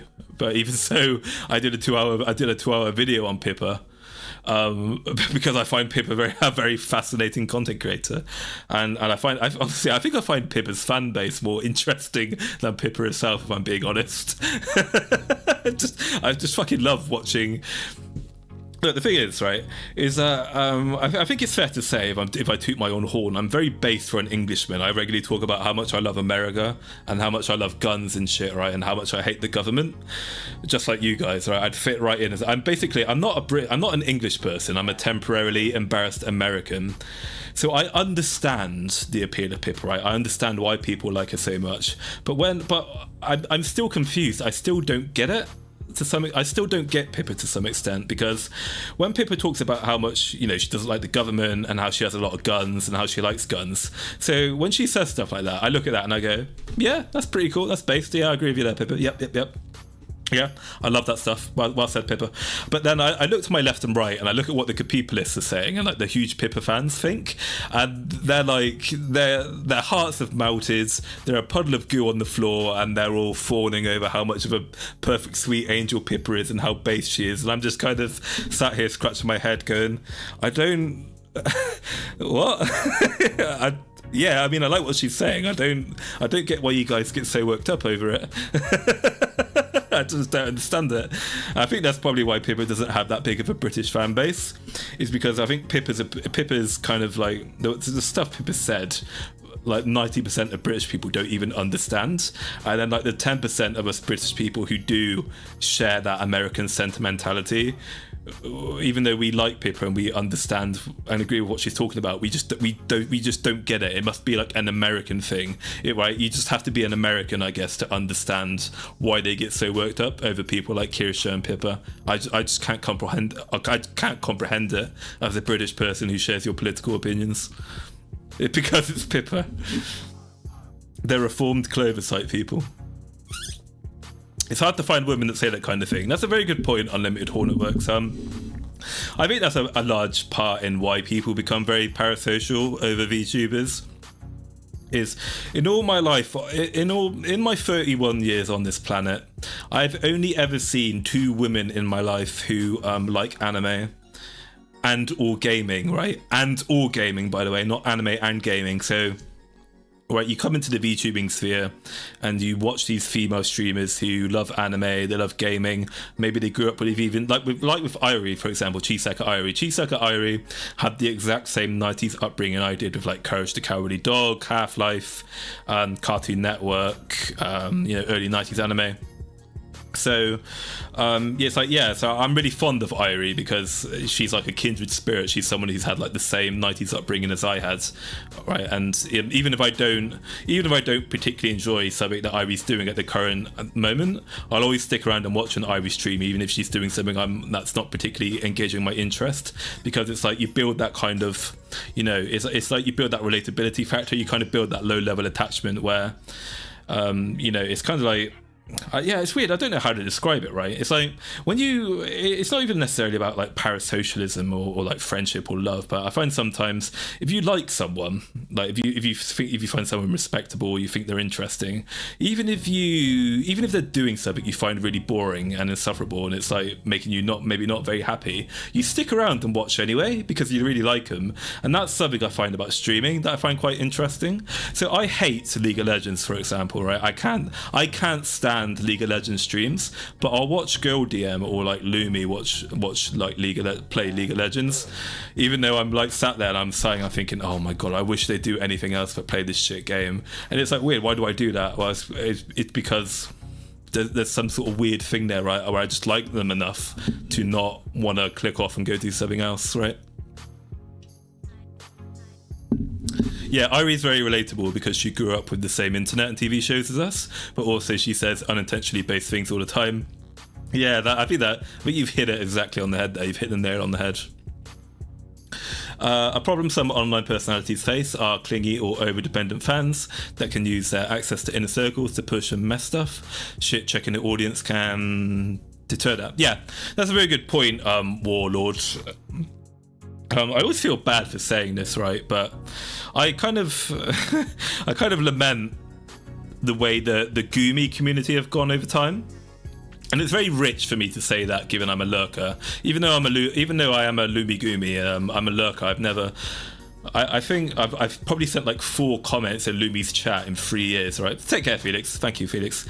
I've probably said about 4 things in Lumi's chat this entire time, but I remember, I mean, Lumi's always had like a certain element of her fan base who are genuinely really parasocial for her and unironically try to groom her. But obviously over time, as it's become bigger, it's like that element of Lumi's community has grown bigger and bigger. And when I see that, I always think, man, I kind of miss the days. I miss the late Cyberlive days, and I miss the late Cyberlive, early Lumi joins Phase Connect days, when there was basically very little difference between the Kanpai Nikki and the Gumi. So if you don't know like the history of the Gumis, kind of around about sort of like mid 2022. The average Gumi was very similar to the Kanpai Nikki. We would gaslight and deliberately try to trigger Lumi and like wind her up and, you know, make it and like try to piss her off. And then kind of like over time it's been replaced with a new, well, not entirely replaced, but we've kind of been pushed out with a new breed of Gumi who constantly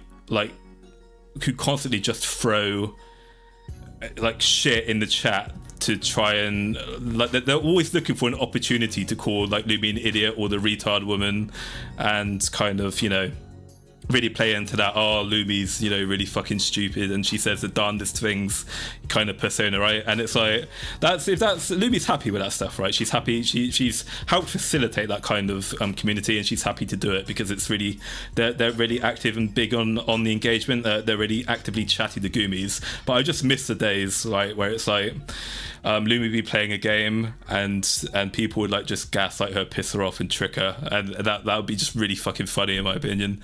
Not a big fan of the direction the Gumi community went, but what can you do? Well, you live and you learn, right? Kanpai Nikki, handshake and Gumis, hell yeah.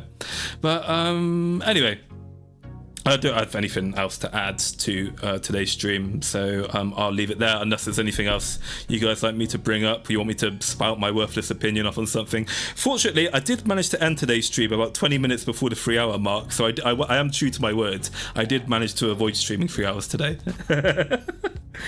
JP Phase are very underrated, especially some of the newer members. Yeah, I agree with you, Juggernaut, honestly. I bloody love Dimitri.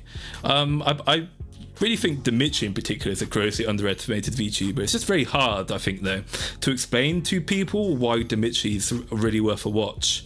Like, Dimitri really resonates with me because I'm also quite like an introverted, silly person with a dry and sarcastic sense of humor, and it's hard to articulate to people what Dimitri's like and why you should like stick around and watch her, because when you watch Dimitri, there's long periods of time, right, where she's just focusing on the game and she's not saying much, but then there are like these golden moments where she's just like low-key in the sense that it's an understated hilarity with the shit she's saying. So let me show you exactly what I mean, right, about Dimitri's let me show you something about Dimitri being like a low-key hilarious. I've sourced a clip of it myself, actually.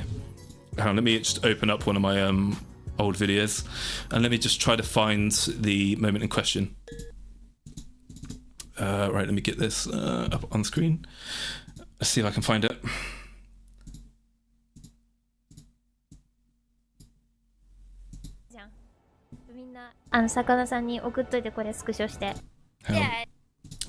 Here we go. Look, this is what Dimitri. So to put this into context for you, right? This is Dimitri playing Elden Ring, and Dimitri's been fighting that boss. I can't remember, the first goat guy who everyone dies to in Elden Ring, right? She's been hard stuck at this guy. She's trying to beat him. Dimitri's trying to beat the first Mog guy at level 1, and she's been bashing her head against this now for about 20 hours, like 12 hours a day, every day. She's trying to kill this guy, and after getting her ass kicked for about the 100th time, she says this. 良いね、この人。でも、あたいは出会っちまったんだ。この人と。出会っちまったからには倒すしかないよな。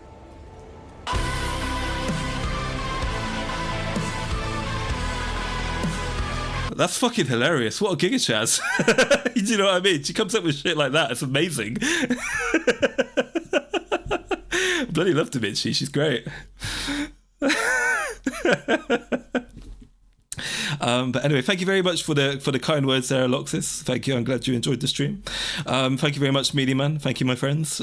So yeah, I'll end today's stream there. Let's see, is there anyone we can raid?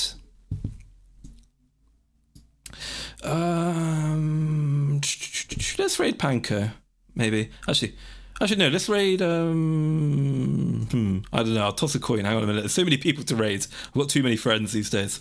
Right, hang on. Yeah, let's raid Panko. Let's give the Panko some love. If she's got raids turned on, that is.